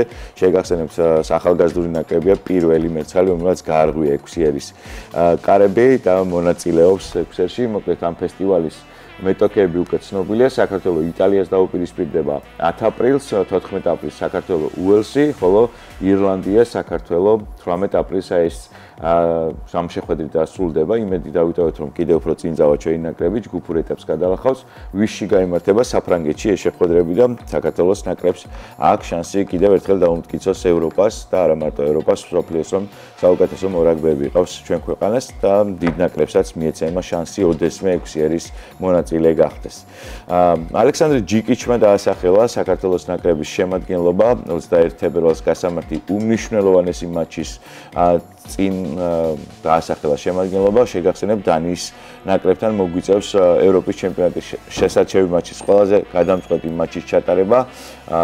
თუ ამ შეხვედრაში საქართველოს ნაკრებმა მოახერხა გამარჯვება, ჩვენ ევროპის ჩემპიონატის საგზურს უკვე ზედიზედ მე-6-ით მოვიპოვებთ და მოკლედ შემადგენლობა ესე გამოვიყურება: კარენ ბოლდვინი, რატი ანდრონიკაშვილი, გიორგი ოჩხიკიძე, ლუკა ლიკლიკაძე, ლუკა მაზიაშვილი, მატე ხატიაშვილი, მათე ყაველაშვილი, დუდა სანაძე, სანდრო სანაძე, დავით კაკოშიძე, კიახაბერ ჯინჯარაძე, ალექსანდრე ფევაძე, გიორგი სულაბელიძე, თორნიკე შენგელია, ბეკა ბურჯანაძე, გიორგი კორსანტია, ილია ლონდარიძე, ივანი გიგინეიშვილი, გიორგი შერმანი და გიორგი ბაქრაძე. ეს 20 კაციანი შემადგენლობა 7 ლეგიონერია, ხოლო 13 ეროვნული ჩემპიონატის მონაწილე გუნდებიდან შეირჩა, ასე რომ კარგია, რომ ჩვენი ქვეყნის ჩემპიონატიდან, საქართველოს სუპერლიგიდან მოხვდნენ კალათბურთელები. ერთი ეს კალათბურთელი საკალათბურთო კლუბ ბათუმიდან არის, ეს არის ილია ლონდარიძე. წარმატებები უსურვოთ მოკლედ ჩვენს ნაკრებს. შეგახსენებთ 21 თებერვალს 20 საათსა და 50 წუთზე საქართველოს ეროვნული ნაკრები დაუპირისპირდება დანიის ეროვნულ ნაკრებს და ამ მატჩი გამარჯვების შემთხვევაში საქართველოს ნაკრები მოიპოვებს ევროპის ჩემპიონატის საგზურს. კიდევ ერთხელ შეგახსენებთ, ზედიზედ მე-6-ით და მე დარწმუნებული ვარ, ესეც მოხდება, იმიტომ რომ ჩვენ ამ ფორუმზე უნდა მივიღოთ მონაწილეობა. და ბოლო ორი ინფორმაცია კალათბურთს და UFC-ს ეხება. მოკლედ ილია თოფურიას ძმა ალექსანდრე თოფურიას დებიუტი UFC-ში 9 თებერვალს შედგება. მისი მეტოქე კლუბ თიკინსი იქნება. ისინი უკვე ავსტრალიაში არიან, ილიაც და მისი ძმაც ალექსანდრეც და მათთან ერთად იმყოფება, რა თქმა უნდა, მერაბ დვალიშვილიც და მოკლედ გავრცელდა კადრები, სადაც ისინი სპარინგობენ.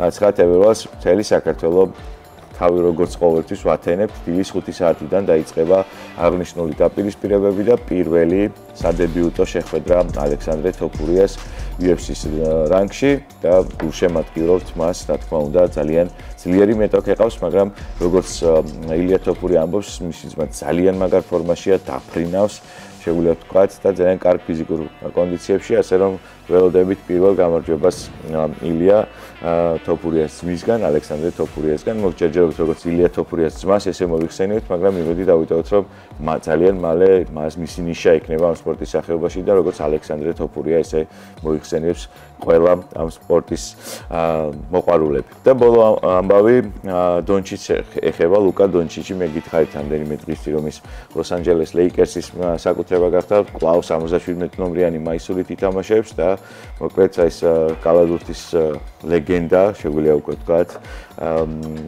ლეიკერსთან ერთად, ლებრონ ჯეიმსთან ერთად შეუტევს მოკლედ ოქროს ბეჭედს NBA-ს ჩემპიონობას და მოკლედ დალას მავერიქსმა პატარა გამოსათხოვარი ვიდეო მიიწვია ლუკა დონჩიჩს, ალბათ ვინც ადევნეთ თვანს NBA-ს, იცით თუ რამდენად მნიშვნელოვანი კალადურთერი იყო დალას მავერიქსისთვის ლუკა დონჩიჩი და ნახოთ მოკლედ ეს ვიდეო ერთი წუთი გრძელდება, თუ როგორ დაემშვიდობა ყოფილი გუნდი თავის ლიდერს.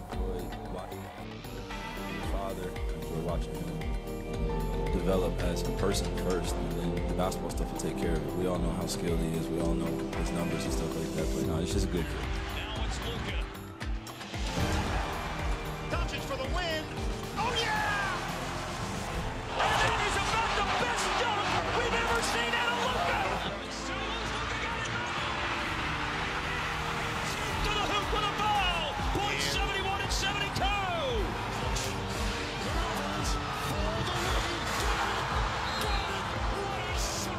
მოკლედ ვისაც კალადურთი გიყვართ და ვისაც ლოს-ანჯელეს ლეიკერსი გიყვართ, ძალიან დიდი სიამოვნება გელოდება წინ ამ ორი მონსტრის შეგვიძლია ვთქვათ, სპორტული მონსტრის ლუკა დონჩიჩის და ლებრონ ჯეიმსის ერთადღილის საშუალება. სხვათა შორის გავრცელდა ინფორმაცია, რომ შეიძლება გოგა ბითაძეც შეუერთეს ამ დუეტს და უკვე სამეული იქნება და რა თქმა უნდა კიდევ უფრო მეტი გულშემატკივარი იყოლება ამ ლეგენდარულ კლუბს, როგორც არის ლოს-ანჯელეს ლეიკერსი.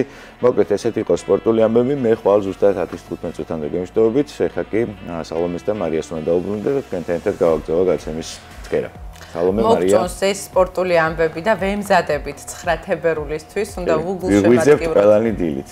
აუცილებლად. ჩვენ ისედაც ვიღვიძებთ ჯიჯი, თუმცა ამ შემთხვევაში ვიღვიძებთ სპორტის. თუ კვირა უწევს და ასე რომ ხო მაგ დღეს არ ვიღვიძებთ და მოგვიწევს. მაშინ დავფიქრდებით, ჩვენ უნდა დავფიქრდეთ, იმიტომ რომ მთელი კვირის განმავლობაში დილის 9:30-დან 11:30-მდე ჩვენ პირდაპირ ეთერში ვართ. მაპატიეთ მე სხვა გამიღავი. ეს სპორტული ამბებია 9-ში ისევ თოფურიას ძმა პირველად იბრძოლებს. ვიხუბე, სალომე. მადლობა ძალიან დიდი. ჯიჯი გემშვიდობებით ხვალამდე პრინციპში და ჩვენ კი რა თქმა უნდა ვაგრძელებთ ჩვენს გადაცემას და ჩვენს ეთერში ახლა რადიოს დრო დგება, შევეხმიანოთ ჩვენს წამყვანებს თეონა ზედანიას, ილო შავიშვილს და ვისაუბრებთ D ვიტამინის მნიშვნელობაზე.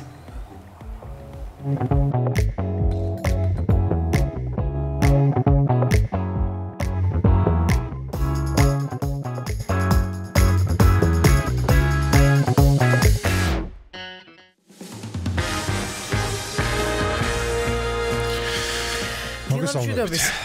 ტელემაყურებელს მივესალმებით, რადიო მსმენელს კიდევ ერთხელ მივესალმებით. წარმატებული დღები და გისურვოთ თითოეულ თქვენკას. 97 წელი გავიდა მას შემდეგ, რაც პლანეტის მოსახლეობა მიიღო უდიდესი საჩუქარი და ეს არის D ვიტამინი, ოღონდაც ვიტამინის სახით. რა მნიშვნელობა აქვს მას ჩვენი ორგანიზმისთვის?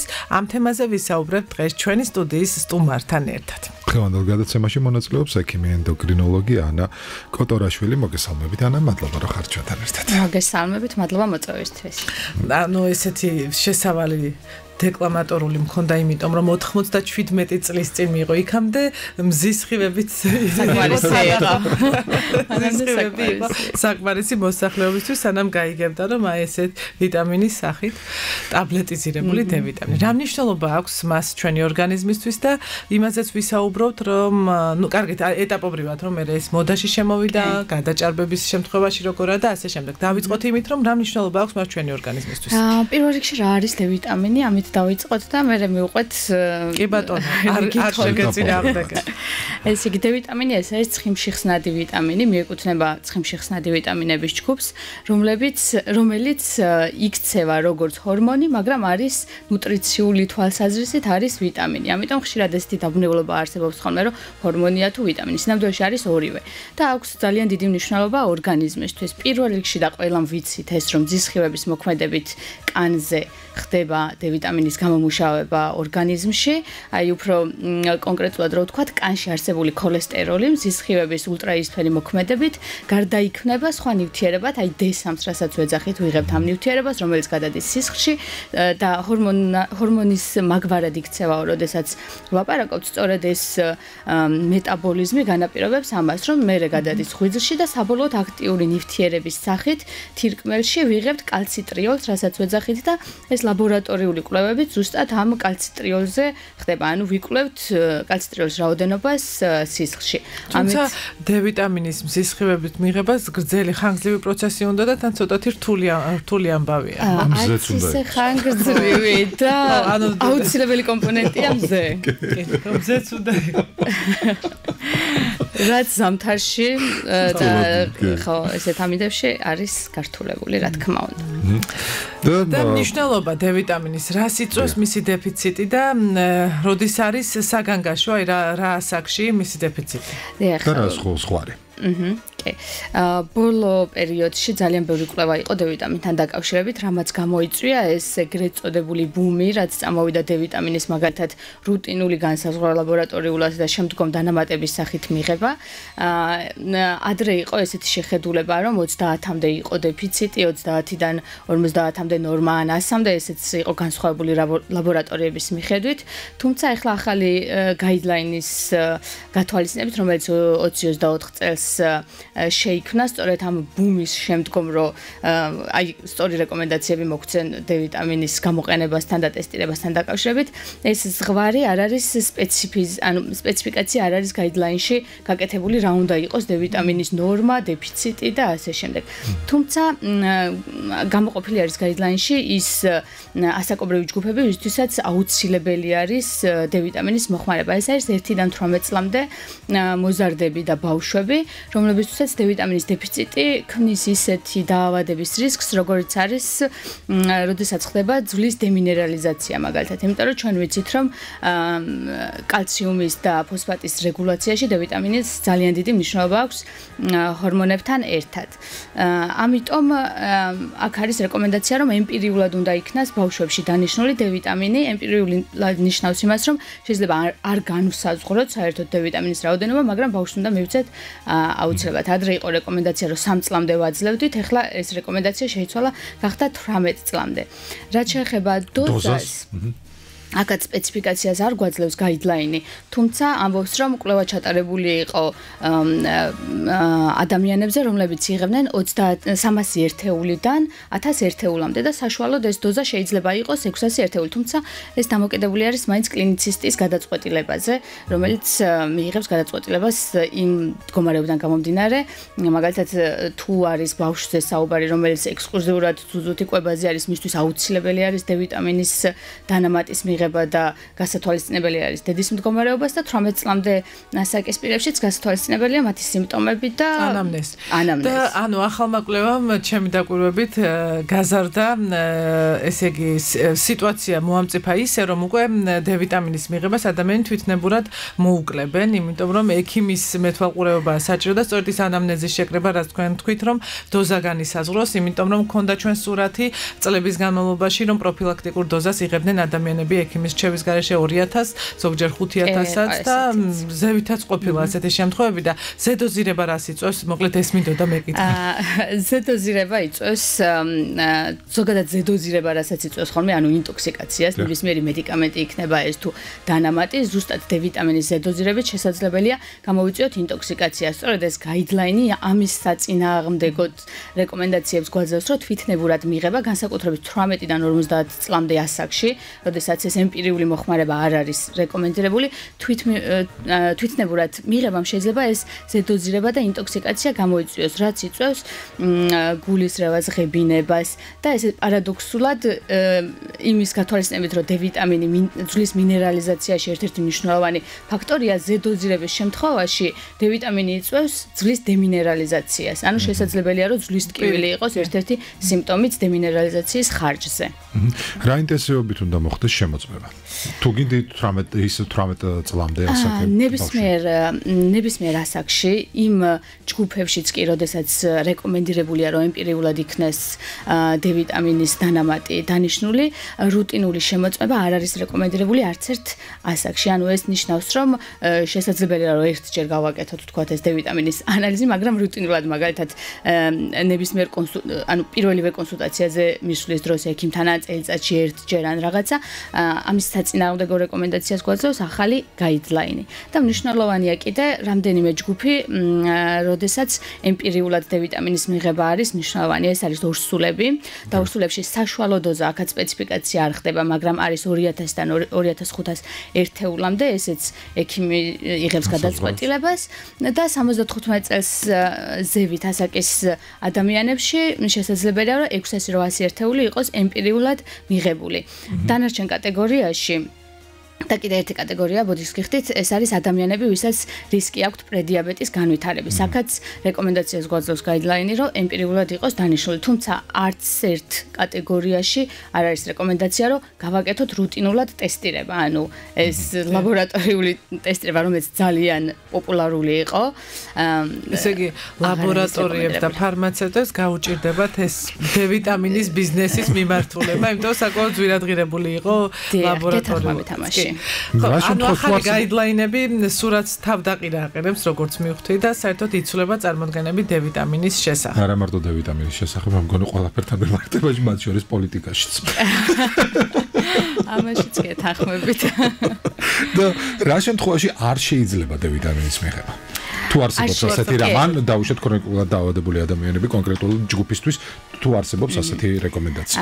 არ შეიძლება D-ვიტამინის მიღება იმ ადამიანებში, ვისაც შესაძლებელია, რომ კონდეთ ეგრეთ წოდებული აუტანლობა ამ D-ვიტამინის, რამაც შეიძლება გამოიწვიოს უკვე ალერგიული რეაქცია და ყოფილა ესეთი შემთხვევებიც.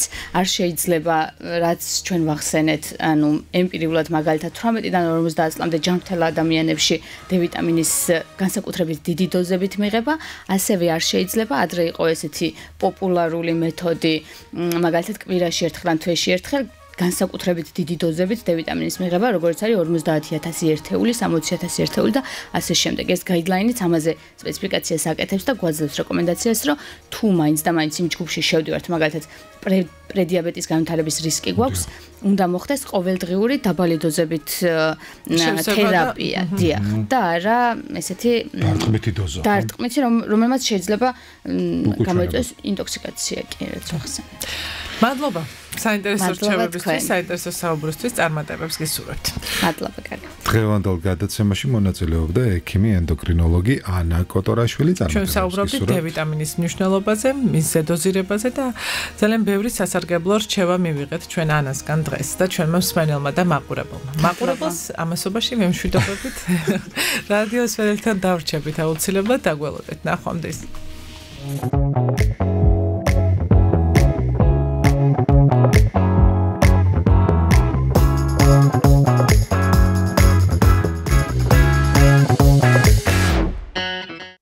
ესე იგი, როგორც D-ვიტამინს ვაკონტროლებთ ჩვენს ორგანიზმში, ასევე უნდა ვიყოთ კურსში თუ რა ხდება მოდის ტენდენციებში, ხო?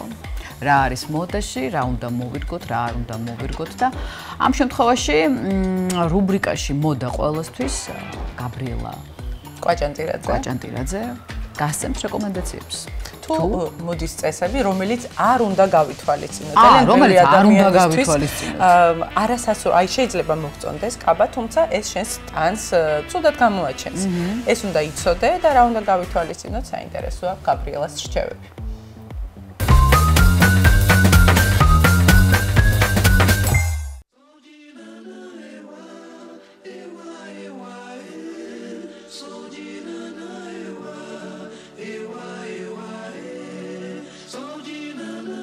მოდით თავისუფლებისთვის ბრძოლის ერთ-ერთი მთავარი ბერკეტია. მეტიც, ის არის განაცხადი საკუთარი იდენტობის შესახებ და საშუალება, რომ საუკეთესოდ გამოვხატოთ საკუთარი თავი. იმისთვის, რომ ვიყოთ მოდურები, გამოვიყურებოდეთ ლამაზად და ელეგანტურად, სულაც არ არის საჭირო გავითვალისწინოთ ყველა წესი. დიახ, ეს არის რუბრიკა მოდა ყველასთვის და დღეს ვისაუბრებთ წესებზე, რომლებიც არ უნდა გავითვალისწინოთ. ამბობენ ფეხსაცმელი და ჩანთა ერთი და იგივე ფერის უნდა იყოსო. რატომ? ეს მხოლოდ 50-იან წლებში იყო ტრენდული. ახლა კი ყველაფერი შეიცვალა და ჩვენ მეტად ხალისიანად გამოვიყურებთ სწორედ მაშინ, როდესაც ერთ ლუკში რამდენიმე ფერი გვაქვს სწორად დაბალანსებული.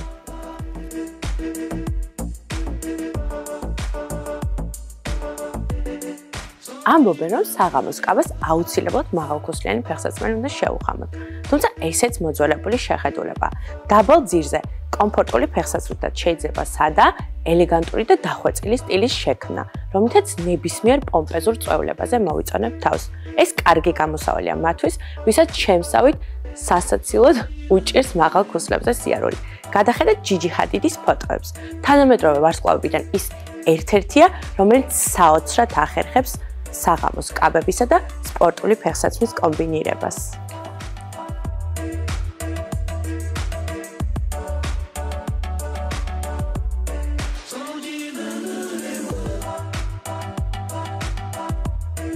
ჩაიცვით ისე, როგორც წონა განახობთ. საკუთარი თავის მიღება ისეთებად, როგორც დავიბადეთ, მოდურად ჩაცმის პროცესის უმნიშვნელოვანესი ნაწილია.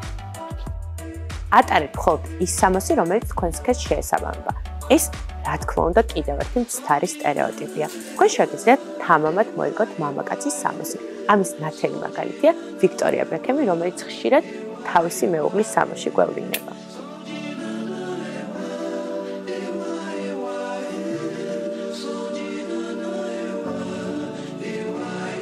ხშირად ამბობენ, რომ უნდა ვატაროთ ერთი და იმავე პრინტის სამოსი. თუმცა, რა თქმა უნდა, ეს მოსაზრებაც მცდარია. ასე ჩვენი სტილი მონოტონური და მოსაბეზრებელი ხდება. თანამედროვე მოდა ნაკლებ შეზღუდვებს მოიცავს. მოდის ისტორია უამრავ ლეგენდარულ დიზაინერს აერთიანებს, რომლებმაც თავისუფლების იდეით შექმნეს ნამუშევრები და ისინი მოგვიანებით მათ სავიზიტო ბარათად იქცა. კოკო შანელი მან ქალები კორსეტებისაგან გაათავისუფლა, მოკლე ვარსკვლავების ტარებისა და გარუჯვის თავისუფლება მიანიჭა მათ. იվ სან ლორანი მან ქალბატონებს მამაკაცური შტრიხების მქონე სამოსი მოარგო და გაათავისუფლა საზოგადოება სტერეოტიპული დამოკიდებულებებისაგან ქალისა და მამაკაცის სამოსთან დაკავშირებით. ოქროსა და ვერცხლის სამკაულები ერთად არ უნდა გაიკეთოთ. ეს კიდევ ერთი წესია, რომელიც შეგიძლიათ თამამად დაარღვიოთ. ეს მოძველებული შეხედულებაა. შეგიძლიათ გაიკეთოთ კომბინირებულად როგორც ვერცხლის, ასევე ოქროს სამკაულები. შავი და მუქი ლურჯი ფერის სამოსი ერთად არ ჩაიცვათ. მოდის ზოგიერთი ექსპერტი ამბობს, რომ ეს ორი ფერი ერთად არ უნდა ჩავიცვათ, მაგრამ რეალურად ეს ასე არ არის და მათი კომბინაციით ელეგანტური სტილის შექმნა შეგიძლიათ. მაგალითად, დები ოლსენები ხშირად იცვამენ ამ ორ ფერს ერთად და ამტკიცებენ, რომ ეს ფერები იდეალურად შეესაბამება ერთმანეთს. არღის ზედმეტი დროის დახარჯვა სამოსის არჩევისას. ყველაზე გემოვნებიანი ადამიანები ისე გამოიყურებიან, თითქოს არანაირი ძალისხმევა არ დაუხარჯავთ საკუთარი გარეგნობისთვის.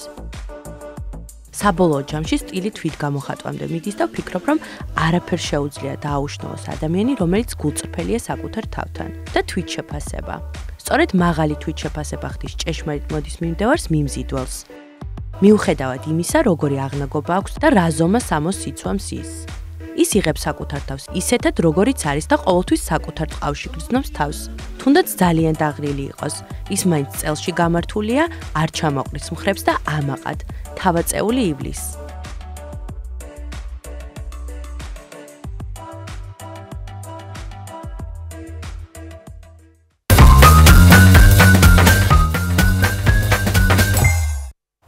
ესეც ასე, მართლაც უნდა გავითვალისწინოთ, შევარჩიოთ სწორად ტანისამოსი, რათა არ იყოს არაესთეტიური, უნდა გვიხდებოდეს, უნდა გვალამაზებდეს პირიქით და უნდა წარმოაჩენდეს ჩვენს კარგ მხარეებს და როგორ შევეხამებთ, ეს რა თქმა უნდა გემოვნების ამბავია, თუმცა არსებობს რაღაც წესები და ისეთი სტანდარტული რაღაც დეტალები, რაც შეგვიძლია რომ გავითვალისწინოთ. რაც შეეხება ჩვენს მომდევნო თემას, ძალიან საინტერესო თემაზე უნდა გადავიდეთ.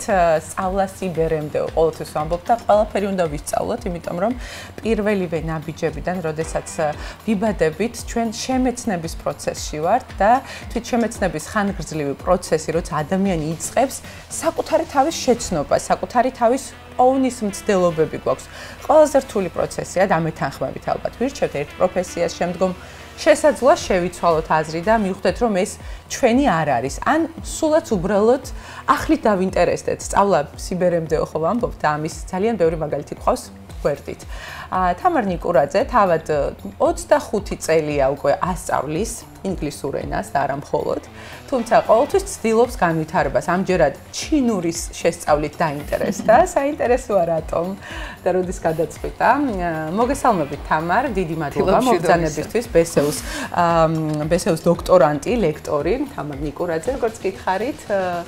თამარ, ჩინურის შესწავლით დაინტერესდით. ალბათ ყველას გვაქვს ეს ფრაზა, რომ ჩემთვის ჩინურია და ამ ჩინურის შესწავლაც დააპირეთ, ხო და როგორ მიმდინარეობს სწავლის პროცესი? მოგესალმებით ყველას, მივესალმები მაყურებელს. ძალიან დიდი მადლობა მოწვევისთვის და იმედი მაქვს, ვინმესთვის მაინც გახდება ჩემი ჩინურის შესწავლის დაწყება мотиваცია და საინტერესო იქნება ეს გასავლელი გზა მისთვის. როდის დავიწყე ჩინური? დაახლოებით 3 ან 3.5 წლის წინ წავიკითხე ერთი წიგნი, სადაც იყო მეხსიერების განვითარებაზე საუბარი და იქ იყო ესეთი იდეა გაჟღერებული, რომ ყოველი ახალი ენა, ახალ ენას, როდესაც სწავლობს ადამიანი, მისი მეხსიერება უფრო უმჯობესდება და ნაკლებია რისკი ალცჰაიმერის ახალი ნეირონები იბადება თავის ტვინში.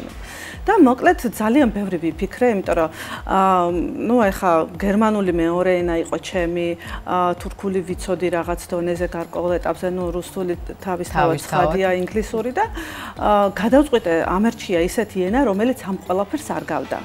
თუმცა არა ესპანური, არამედ ჩინური. კი, იმიტომ რომ ჩინურში არის იეროგლიფები და აი მართლა სულ აი როცა დავიწყე უკვე ამ ენის შესწავლა, ჩემით დავიწყე სხვათა შორის პირველ ეტაპზე აი ისე მომეწონა, ჯერ მემარტივა მესულელს, ჯერ მემარტივა და მე რა თქმა უნდა ძალიან მომეწონა ის რომ იეროგლიფებში სულ სხვა სამყაროა იეროგლიფს რო უყურებ და ვერ ხვდები რა იეროგლიფი არც ერთ ასოს არაფერს არ გავს რაღაცა ისეთი ხატრობასაც გავს ხო ეს მწერლობა კი უნდა გადახატო იქ არის რაღაც გარკვეული კანონზომიერებები როგორ უნდა გაუსვა ხაზი ის სახლებია ჩინური სახლებია ყველა კი და მოკლედ როგორ დაიწყე თამარ ამის შესწავლა ანუ ინტერნეტი გეხმარებოდა როგორ შიფრავდი რა თქმა უნდა ჯერ ნათესავი მყავს რომელმაც კარგად იცის ჩინური და ის საიტები თუ რასაც ვეძებდი შევათანხმე მასთან რომ არასწორად რამე არ მესწავლა ისეთი რაც დაუშვათ არ გამომადგებოდა და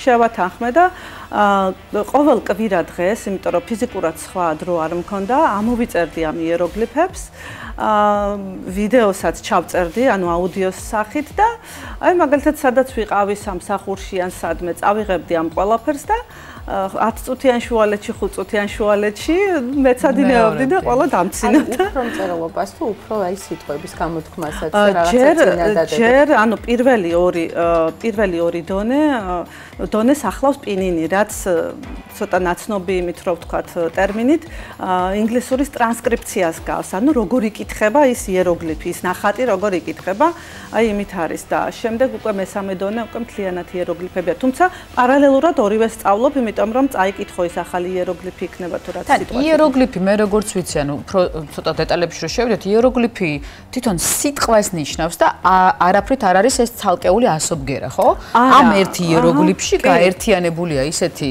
შეიძლება ორი ბგერა იყოს ერთი იეროგლიფში, მაგრამ არანაირად ერთი 100-ა, ნუ ასო ბგერები არ არის. სულ არის 4, რამდენი იეროგლიფია? უფ, იეროგლიფები რა 4? ტონია 4. ტონია 4. ტონია ხო, იეროგლიფები არის 4000 ვიგულისხმე. ალბათ 7000 თუ 10, 4-ზე მეტი, 10000 უკვე ძალიან კარგად განათლებულმა ადამიანმა იცის, აი არ ვიცი. ზე. ხო და ეხა ჩვენთვის რა ვიცი, აბა 3000 თუ ვისწავლი, იქნება ძალიან კარგი რა. რა შეგიძლიათ თქვათ ჩინურად? დილან შვიდობისა. მე ჩინურად გეტყვით ყველაზე ძალიან ესე ვთქვათ კარგ სიტყვას, რომელიც ყველამ უნდა იმეოროს ყოველდღე და ყველას უთხრას, ეს არის ვო აინი. ვო აინი. ვო აინი. აი უთხარის და ეს არის მე შენ მიყვარხარ. ვაუ. მე შენ მიყვარხარ. ხო, და კიდე ერთი კითხვა მაქვს მე თქვენთან თუ შეიძლება. კი ბატონო.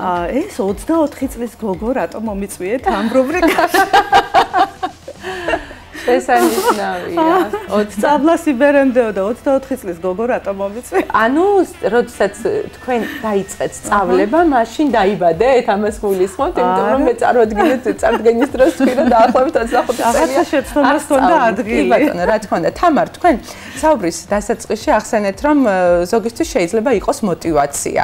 ძალიან ბევრი სტუდენტი გყავთ და ბუნებრივია აზრთა სხვადასხვაობა, უცხო ენას ასწავლით, ინგლისურს ამ შემთხვევაში და შეიძლება ვიღაცამ გითხრათ რომ ეს ინგლისური ჩემთვის ჩინურივითაო და თქვენ ამ დროს მიდიხართ იეროგლიფებით და თავად შეისწავლით ჩინურსაც და ამით სხვათა შორის რამდენად სტიმულის მომცემია როგორია სტუდენტების დამოკიდებულება ყველას აი ვიღაცას რო ეზარება ან არ სწავლობს ან ნუ არის ძალიან ბევრი შემთხვევა მე ჩინურს სწავლობ ხალხო და თქვენ როგორ ვერ ისწავლეთ ეს ან რატო არ უნდა ისწავლოთ მაგრამ мотиваცია გარკვეული მიზნიდანაც მოდის თუ ადამიანს არ აქვს მიზანი რისთვის აკეთებს ამ რაღაცას ძალიან რთულია ამ დროს ამ რაღაცის შესწავლა და თუმცა დასაწყისისთვის ის მიზანიც რომ დავისახოთ რომ ვიცით რომ ენის შესწავლის დროს თუნდაც ჩვენი ტვინი იძაბება და ახალი ნეირონები იბადება ესეც კარგ მიზანს წარმოადგენს და ტონალობა ახსენეთ რომ ხო 4 მხოლოდ ტონალობა აქვს რა იგულისხმება ამაში საინტერესოა. 4 ტონია სხვადასხვა. ანუ კარგი სმენა თუ არ გაქვს, ძალიან რთულია მისი შესწავლა, ბევრჯერ უნდა უსმინო. ანუ მე როგორც მივხვდი, ერთი იეროგლიფი თუ ჩვენ სწორ ტონალობაში არ გამოვთქვამთ, სხვადასხვა რამე შეიძლება აღნიშნავდეს, ანუ მაგალითად სხვა სიტყვა როგორია ეგეთი ერთი მაგალითი მიტრიალებს თავში წინა შეხვედრიდან გამომდინარე და იმას ვერ ვიტყვი. რატო თქვა კაცო? იმიტომ რომ ხო არა ვერ ვიტყვი მართლა ოღონდ ძალიან ბევრი ვიცინეთ ამაზე და ჩვენც გაგვაცინეთ. ხო არა მართლა ვერ ვიტყვი არ გეწყინოთ.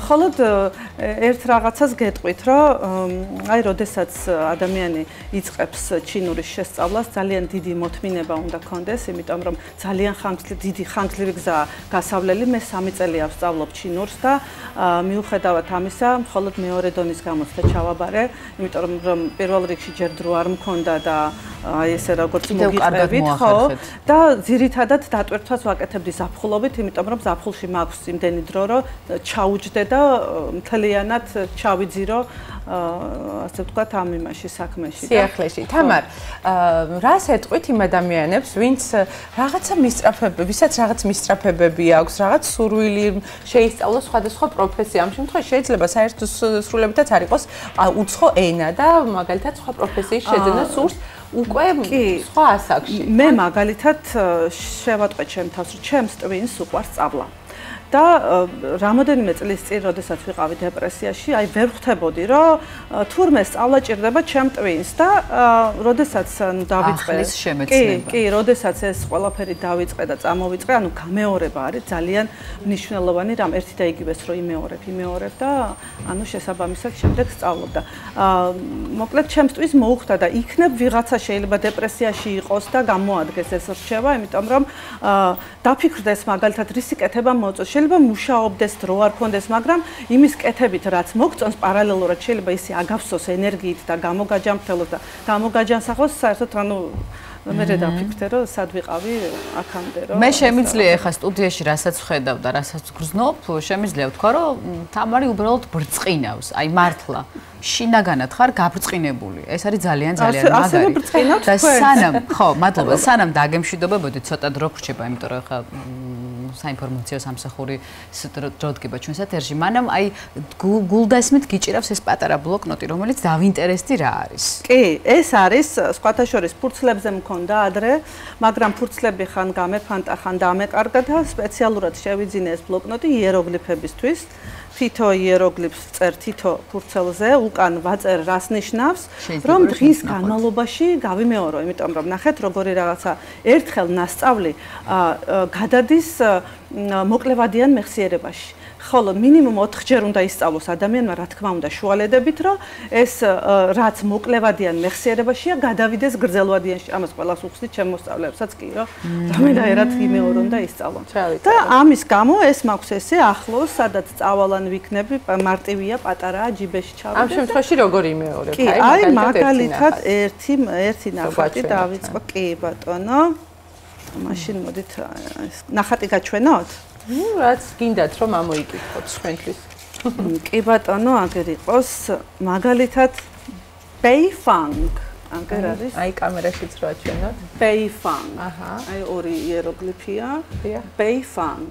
დავამაზად წერს. ეს არის ხო? კიდევ ერთხელ გვაჩვენეს თუ შეიძლება თამარ. აი ესე. ეს არის აი აქეთ მე მგონი. აი რას ნიშნავს? ჩრდილოეთს ნიშნავს. ჩრდილოეთის მხარეს ნიშნავს. და თან ინგლისური გვერდით შესაძლისი ინგლისური ენა. კი, აი უკან მიწერია ხა, რა ქართულადაც ვაწერ და ზოგჯერ ინგლისურადაც ვაწერ. ჩინურად რო გინდათ რაიმე გაიფიქროთ, ინგლისურად ფიქრობთ, ამას თუ ქართულად. ზოგჯერ, ნუ გააჩნია.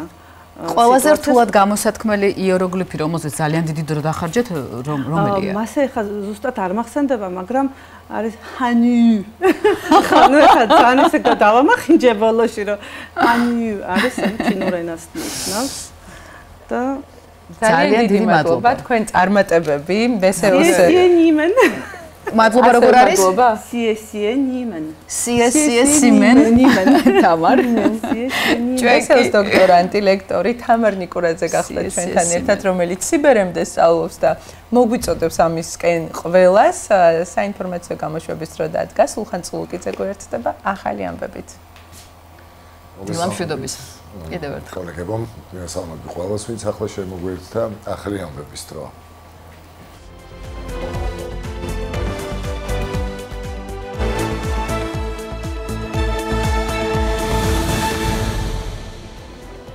Online გამოცემა ბათუმელების და ნეტგაზეთის დამფუძნებელი მზია ამაღლობელი, რომელიც 25 დღეა შიმშილობს საჭირო კვლევებისთვის წუხელ კლინიკა ბივამეთში გადაიყვანეს.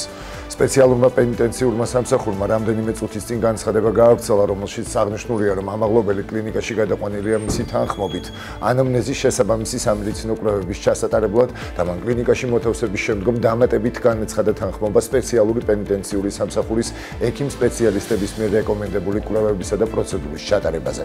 ამაღლობელი ამ ეტაპზე რჩება კლინიკაში დაგეგმილი სხვა ლაბორატორიულ ინსტრუმენტული კვლევების ჩასატარებლად, აღნიშნულია განცხადებაში. ვიამედის კლინიკური დირექტორი ზურაბ ჩხაიძე აცხადებს, რომ მზია ამაღლობელს შეუტარდა კვლევები, სადაც გამოვლინდა ცვლილებები. მზია ამაღლობელი შიმშილობას კვლავ აგრძელებს. ექიმის ინფორმაციით პაციენტი კონტაქტურია. ჯერჯერობით უცნობია, რამდენ ხანს დატოვებენ კლინიკაში მზია ამაღლობელს.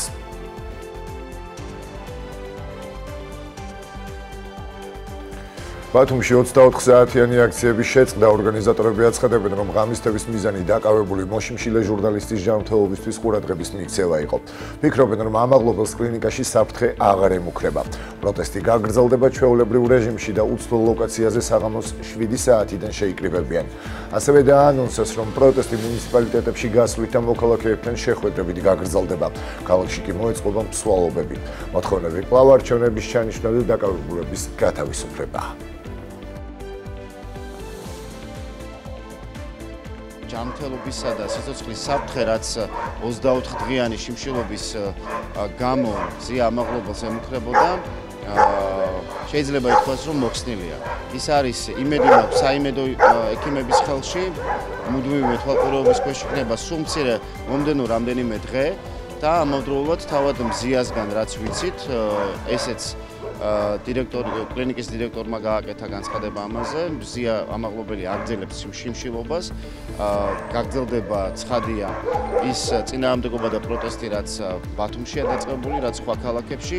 ყოველ საღამოს 7 საათიდან ველოდებით ბათუმელებს, ყველა იმ ადამიანს, რომელიც ბათუმში იმყოფება, საკონსტიტუციო სასამართლოსთან, მთავრობის სახლის წინ, იმისათვის, რათა კიდევ ერთხელ დავაფიქსიროთ ჩვენი ხმა გავაგონოთ ხელისუფლებას, რომელსაც უზურპირებული აქვს ამ შემთხვევაში საქართველო. ყოველდღიურ რეჟიმში გავაპროტესტებთ და მოვითხოვთ იმ მოძალადე კრიმინალური პოლიციელების დასჯას, როგორც პროკურატურასთან, ასევე სპეციალურ საგამოძიებო სამსახურთან. ყოველდღიურ რეჟიმში მოვითხოვთ ზია ამაღლობელისთვის დაზარალებული სტატუსის მინიჭებას. საპროტესტო აქციის დროს აღმაშენებლის ხეივანზე ადმინისტრაციული წესით დაკავებულთა ნაწილს ადმინისტრაციული სახთელის სახით ჯარიმა დაეკისრა. ერთპირს ყველა ბრალდება მოუხსნეს, ერთის სიტყვიერი გაფრთხილება მისცეს. კერძოდ, სასამართლოს გადაწყვეტილებით ადმინისტრაციული სახთელის სახით ჯარიმა დაეკისრა ბადრი გრიგალაშვილს, მამუკა დიასამიძეს, ლუკა თეთრაძეს, სერგი გიგანს, ლუკა სარიშვილს, დავით ბერიტაშვილს, ირაკლი გეშაგურიძეს და სანდრო ჩაფიძეს. რაც შეეხება კიდევ ერთ დაკავებულს, მამია კომახიას, მისი სასამართლო პროცესი 12 თებერვლამდე გადაიდო. თავად კი სასამართლო დარბაზიდან გაათავისუფლეს. უშინო ცნობილი გახდა, რომ პოლიციამ საერთაშორისო მნიშვნელობის საავტომობილო გზის ჯგუფურად ბლოკირების მცდელობის ბრალდებით 8 პირი სისხლის სამართლის კოდექსის სტრატეგიული ან განსაკუთრებული მნიშვნელობის ობიექტის ჯგუფურად ბლოკირების მცდელობის ბრალდებით დააკავა. დანაშაული 4 წლამდე ვადით თავისუფლების აღკვეთას ითვალისწინებს. ეს პარლამენტის სამი პოლიტიკური გაერთიანების წევრი დეპუტატებისთვის სადეპუტატო უფლებამოსილების ვადამდე შეწყვეტის საკითხზე იმსჯელებს. დღის წესრიგში ერთიანობა ნაციონალური მოძრაობის კოალიცია ცვლილებებისთვის და ძლიერი საქართველოს წევრებისთვის ჯამში 59 დეპუტატისთვის უფლებამოსილების შეწყვეტის საკითხი დგას. მათ პარლამენტს მანდატების შეწყვეტის მოთხოვნით ჯერ კიდევ ნოემბერში მიმართეს, თუმცა ქართულ ოცნებას შესაბამისი წერილობით განცხადებებზე ამ დრომდე არ უმსჯელია. ცესკოს შემაჯამებელი ოქმის თანახმად 26 ოქტომბრის არჩევნების შედეგად ძლიერმა საქართველოს 14 მანდატი მიიღო, კოალიციამ ცვლილებებისთვის 19, ხოლო ერთიანობა ნაციონალურმა მოძრაობამ 16 მანდატი მოიპოვა. პარლამენტში 12 მანდატი აქვს პარტიას გახარია საქართველოსთვის. პოლიტიკური გაერთიანება სხვა პარტიების მსგავსად საპარლამენტო საქმიანობაში არ მონაწილეობს, თუმცა უფლებამოსილების შეწყვეტის თაობაზე მათ განცხადება არ დაუწერიათ. სოფელ ზემო თხილვანაში ადმინისტრაციული შენობისთვის ტენდერი გამოცხადდა. პროექტის მიხედვით შენობა 2 სართულიანი უნდა იყოს და მასში სხვადასხვა ფუნქციის კაბინეტი განთავსდება. მოეწყობა სპორტ დარბაზი, სოფლის ექიმის კაბინეტი, ბიბლიოთეკა და სივრცე დაეთმობა მოსახლეობას სოფლის კრებების მოსაწყობად. შენობა უნდა იყოს ადაპტირებული და ყველასთვის ხელმისაწვდომი. მშენებლობა წელს უნდა დაიწყოს და მომავალ წელს დასრულდეს. სამუშაოებისთვის მუნიციპალიტეტისგან 852.179 ლარია გათვალისწინებული. გამოცხადდა ელექტრონული ტენდერი სოფელ ზედათხილვანაში სპორტული დარბაზისა და ადმინისტრაციული შენობების მშენებლობისათვის. შესაძლებელი იქნება განმახორციელოს სხვადასხვა სპორტული ღონისძიებები, ასევე განთავსდეს ადმინისტრაციისათვის კაბინეტები და სხვადასხვა სივრცეები. შენობის საერთო საპროექტო ღირებულება შეადგენს 858.170 ლარს. სამუშაოები დაიწყება მიმდინარე წელს და დასრულდება 2026 წელს. გამოშვებას უცხოეთის სიახლეებით განვაგრძობთ. პრეზიდენტმა დონალდ ტრამპმა განაცხადა, რომ ამერიკის შეერთებული შტატები აიღებს კონტროლს ღაზის სექტორზე მას შემდეგ, რაც პალესტინელები სხვაგან გადასახლებიან და განავითარებს მას ეკონომიკურად. ტრამპმა თავისი მოულოდნელი გეგმის შესახებ დეტალების დაკონკრეტების გარეშე ისრაელის პრემიერ-მინისტრ ბენიამინ ნეთანიაჰუსთან ერთობლივ პრეს-კონფერენციაზე ისაუბრა. განცხადება მოჰყვა ტრამპის შოკის მომგვრელ წინადადებას ღაზიდან მეზობელ ქვეყნებში პალესტინელების მუდმივი განსახლების შესახებ. ტრამპის განცხადებით, ამერიკის შეერთებული შტატები პასუხისმგებელი იქნება ადგილზე არსებული ყველა საშიში აუფეთქებელი ბომბისა და სხვა იარაღის დემონტაჟზე, განავითარებს ეკონომიკურად, უზრუნველყოფს შეუზღუდავი რაოდენობის სამუშაო ადგილებს და საცხოვრებელს ამ ტერიტორიის მოსახლეობისთვის. ტრამპის განცხადებით, ღაზას სექტორი ახლო აღმოსავლეთის რივიერა გახდება. ამერიკის შეერთებული შტატების პრეზიდენტმა განაცხადა, რომ სიამოვნებით დადებდა შეთანხმებას ირანთან ორმხრივი ურთიერთობების გასაუმჯობესებლად, მაგრამ აღნიშნა, რომ თეირანმა არ უნდა შექმნას ბირთვული იარაღი. ნეთანიაჰუსთან შეხვედრის წინ ტრამპმა ხელი მოაწერა საპრეზიდენტო მემორანდუმს, რომელიც ხელახლა ამკაცრებს ვაშინგტონის პოლიტიკას ირანის მიმართ, რომელსაც იგი მისი პირველი ვადის განმავლობაში ატარებდა. ტრამპის მემორანდუმი სხვა საკითხებთან ერთად ამერიკის შეერთებული შტატების ფინანსთა მდივან სავალებს დააწესოს მაქსიმალური ეკონომიკური ზეწოლა ირანზე, მათ შორის სანქციები სანქციები და აღსრულების მექანიზმები მათზე, ვინც არ ღვევს არსებულ სანქციებს. სერბეთის ქალაქ კრაგუევაცში მასწავლებლები და ფერმერები შეუერთდნენ სტუდენტების პროტესტ ანტიკორუფციული საპროტესტო აქციების ახალი ტალღა გავრცელდა მთელ ქვეყანაში.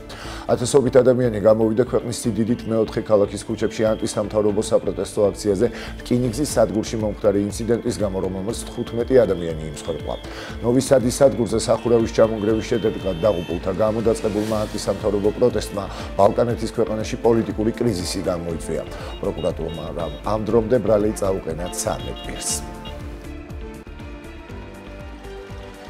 შვედეთში რიზბერგსკას მოზრდილთა სკოლაში შეიარაღებული თავდასხმის შედეგად 10-მდე ადამიანი დაიღუპა. შვედეთის პოლიციის განცხადებით ზრდასრულთა განათლების ცენტრში მომხდარი სროლა ქვეყნის ისტორიაში ყველაზე სასიკვდილო თავდასხმა იყო. გამოძიების წინასწარი მონაცემებით თავდამსხმელი მარტო მოქმედებდა და სავარაუდოდ ისიც მსხვერპლთა შორისაა. პოლიცია ამჟამად დაღუპულთა იდენტიფიკაციაზე მუშაობს. ამ დროისთვის გამოძიება ტერორისტულ მოტივს გამოიცხავს.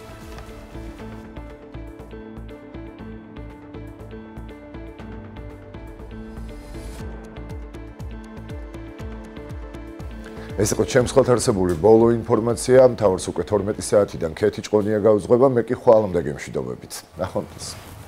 ნახვამდის სულხან, დიდი მადლობა, ხვალამდე გემშვიდობებით. თქვენ კი შეგახსენებთ, ვინც ახლა გვიყურებთ, რომ თქვენ უყურებთ დილის ტალღას 9:09-დან 11:09-მდე ვიქნებით თქვენთან ერთად. ასე რომ ახლა გადავალოთ თვალი გადაცემის მესამე ნაწილის ანონსს.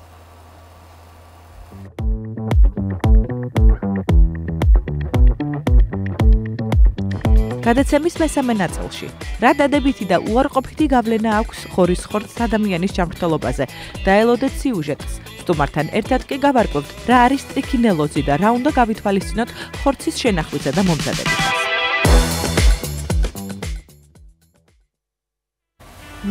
დიახ და სანამ ჩვენ ძირითად უშუალო რეკომენდაციებზე გადავალთ, მანამდე მოდით ვნახოთ ანა ჟოჟაძის მიერ მომზადებული სიუჟეტი, რომელიც ღორის ხორცის დადებით და უარყოფით გავლენაზე მოგვიყვება. რამდენად საერთოდ სასარგებლოა ღორის ხორცი ადამიანის ჯანმრთელობისთვის. ვნახოთ სიუჟეტი და სტუმართან ერთად დაგიბრუნდებით.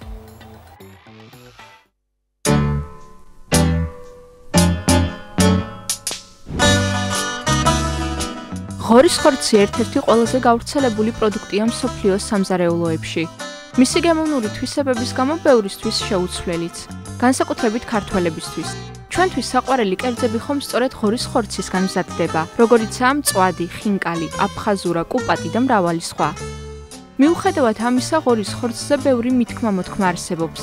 მართლაც, რამდენად სასარგებლოა ღორის ხორცი და რა რისკები შეიძლება ჰქონდეს მის ხშირ მოხმარებას. განვიხილოთ მისი დადებითი და უარყოფითი მხარეები. ღორის ხორცი მდიდარია ცილით, რომელიც აუცილებელია კუნთების, ქსოვილებისა და ფერმენტების შესაქმნელად. მასში ბეჭდგუფის ვიტამინების მაღალი შემცველობაა, განსაკუთრებით თიამინის, რომელიც მეტაბოლიზმისთვის და ნერვული სისტემის ფუნქციონირებისთვის მნიშვნელოვანია. შეიცავს მინერალებს, თუთიას, სელენს, რკინასა და ფოსფორს, რაც იმუნური სისტემისა და ძვლების ჯანმრთელობისთვის აუცილებელია. განსაკუთრებით სასარგებლოა მათთვის, ვინც ფიზიკურად აქტიურია და ენერგიის დიდი მარაგი სჭირდება. ღორის ხორცში შემავალი მიკრო და მაკრო ელემენტები ძვლების გაძლიერებას უწყობს ხელს და მოტეხილობის ალბათობას ამცირებს.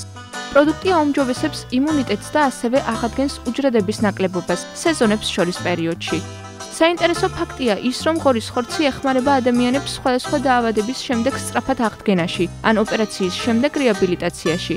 მასში შემავალი აქტიური კომპონენტები აძლიერებენ ტვინის აქტივობას და აუმჯობესებენ მეხსიერებას. თუმცა ღორის ხორცში ქოლესტერინის მაღალი შემცველობაა.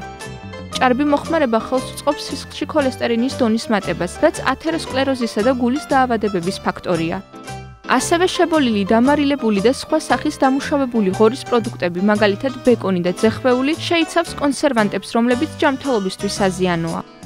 არსებობს პარაზიტული დაავადებების რისკიც, რადგან ცუდად მომზადებულ ღორის ხორცში შეიძლება იყოს პარაზიტები, როგორიცაა ტრიქინელა, რაც სერიოზულ ინფექციებს იწვევს. ღორის ხორცის ზედმეტი რაოდენობით მოხმარებამ შესაძლოა წონის მატებასა და მეტაბოლიზმის დარღვევას შეუწყოს ხელი. ხორცი მდიდარია ჰისტამინით. ჭარბი მიღება ადამიანის ორგანიზმში იწვევს ალერგიას, ნაღვლის არხების დაავადებებს, ანთებასა და თრომბოფლებიტს. ჰისტამინის ჭარბი წარმოქმნისას ხდება რიგი დერმატოლოგიური დაავადებების ფორმირება. ღორის ხორცის ჭარბ გამოყენებას მივყავართ არითმიისა და გულის პათოლოგიების განვითარებამდე. როგორც ხედავთ, ღორის ხორცს არაერთი სასარგებლო თვისება აქვს, მაგრამ გარკვეული რისკებიც ახასიათებს. მისი ზომიერი მიღება და სწორად მომზადება შეიძლება ჯანსაღი კვების ნაწილი იყოს, თუმცა გადამუშავებული პროდუქტების ან ჭარბი ცხიმიანი ნაჭრების მიღება სასურველი არ არის. ძალიან დიდი მადლობა ანას ამ სიუჟეტისთვის. აუცილებლად უნდა გავითვალისწინოთ იქ გაცემული რეკომენდაციები და ზოგადად ხორცთან მიმართებაში უნდა ვიყოთ ფრთხილად. ახლა კი ყურადღებას ვითხოვთ იმ ადამიანებისგან, ვისაც უყვართ ხორცის მირთმევა და რას უნდა მოუფრთხილდეთ და რა შეცდომები არ უნდა დაუშვათ ხორცის შეძენის დროს, სწორედ ამაზე ვისაუბრებთ. ახლა თემა არის ძალიან საინტერესო და ძალიან მნიშვნელოვანი.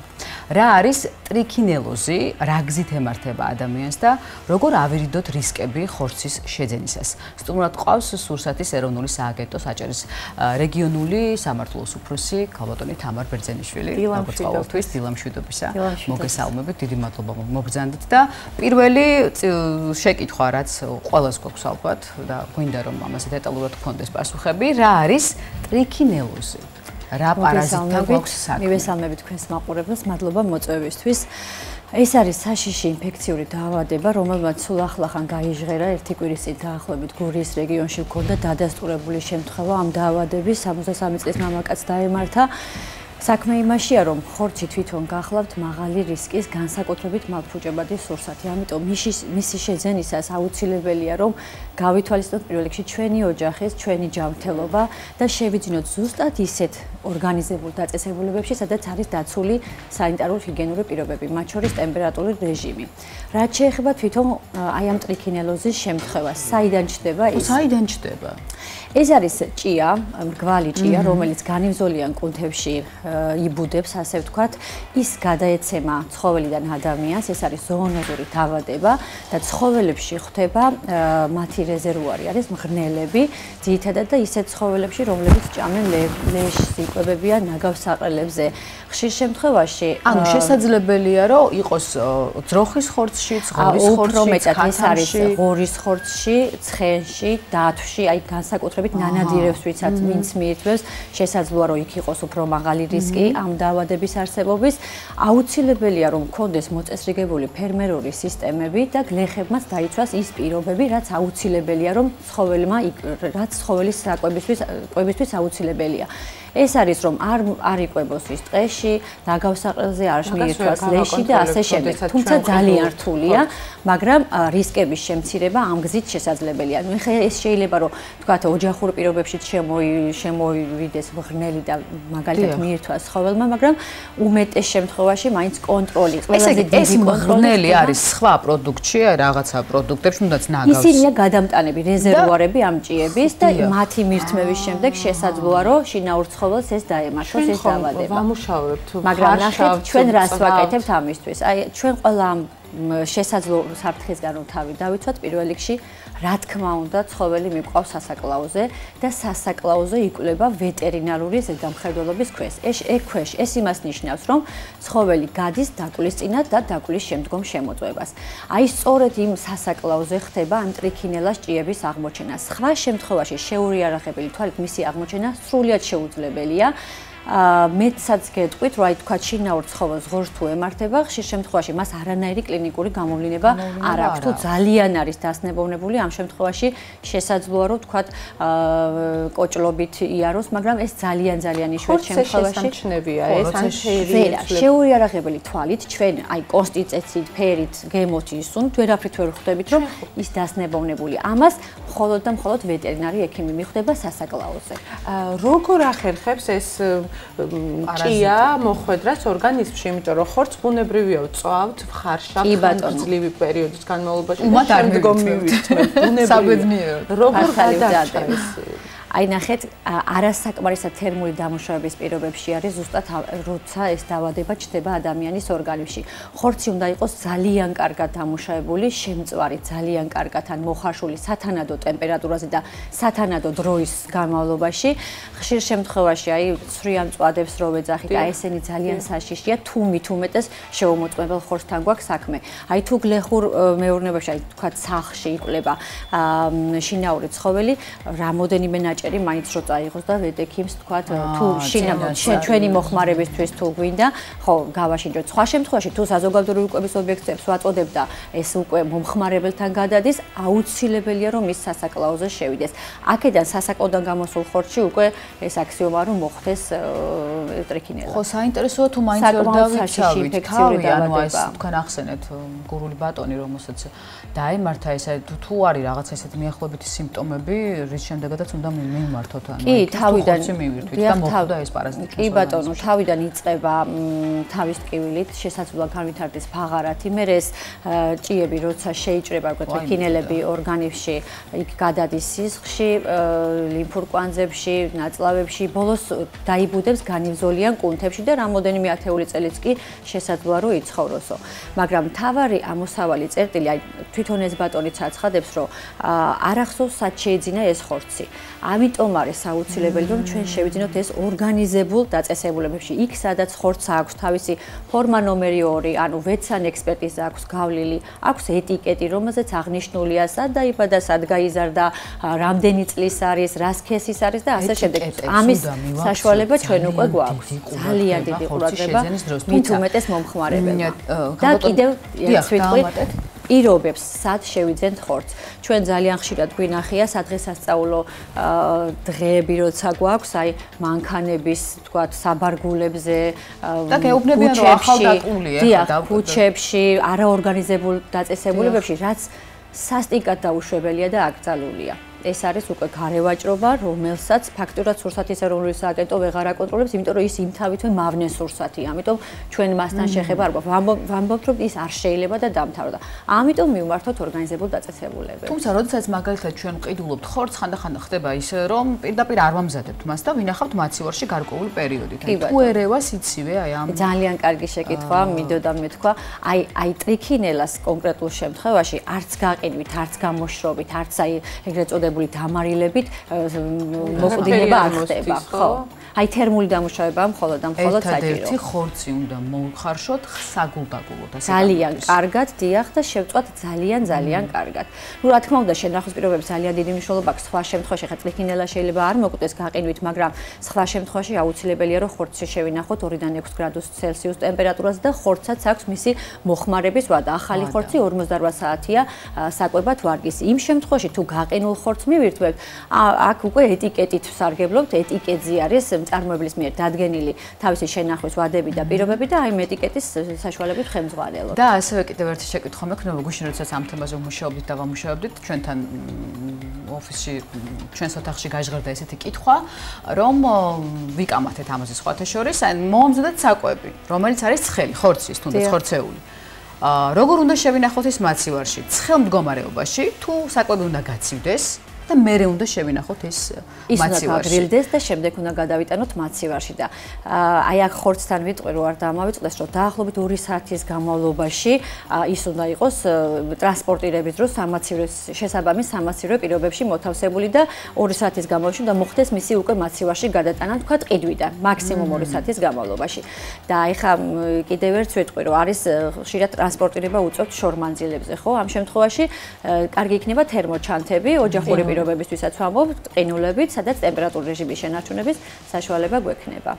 აქვე დავძენ რომ ტრიქინელასთან არაფერ შუაში არ არის, მაგრამ სურსათის ეროვნული სააგენტო გეგმურაცრებს აკეთებს, ეს არის ცხოველთა ჯანმრთელობის დაცვის პროგრამა, რომელიც ყოველ წელს მინისტრის ბრძანებით მტკიცდება და ჩვენ ბრუცელოზზე, ციმბირის წყლზე, ცოფზე, თურქულზე ვაკეთებთ გეგმურაცრებს და მოუწოდებთ მოსახლეობას, რომ აუცილებლად ჩაერთონ ამ პროცესში, იმიტომ რომ ეს პროცესი არის სრულიად უფასო.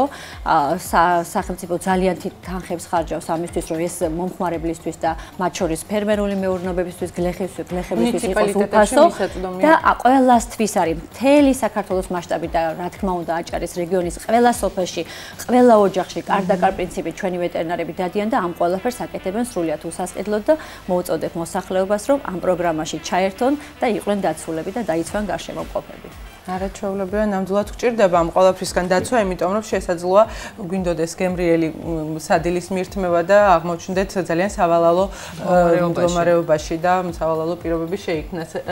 ამ შემთხვევაში ჯანმრთელობის გაუარესება რამდენღაც გრძელდება და რამდენად რთულ პირობებს. კი, ეს სხვათა შორის უფრო ეპიდემიოლოგების და ექიმების მიმართულებაა, მაგრამ რადგან ეპიდემიოლოგი ამ შემთხვევაში გეტყვით, რომ ჯანმრთელობის გაუარესება შეიძლება იქამდეც კი მივიდეს თუ ეს ტრიქინელები აღმოჩნდა თქვათ თვალთან თავში, რომ ენცეფალიტი განვითარდეს და საბოლოო შედეგით ლეტალურიც შეიძლება იყოს გამოსავალი. თუმცა კიდევ ერთხელ დავძენ, რომ იშვიათია შემთხვევები, იმიტომ რომ ამდენი პროგრამები, ვთქვათ, ეს მოსახლეობის განათლების დონეს და ასე შემდეგ, იშვიათად გვხდება ეს შემთხვევა, თუმცა ტრიქინელოზი არა მარტო საქართველოში, არამედ მსოფლიოში და ყველა ქვეყანაში შეიძლება იყოს, ამიტომ უნდა დავიცვათ აი ესეთი პრევენციული ღონისძიებები, რომ არ მოხდეს.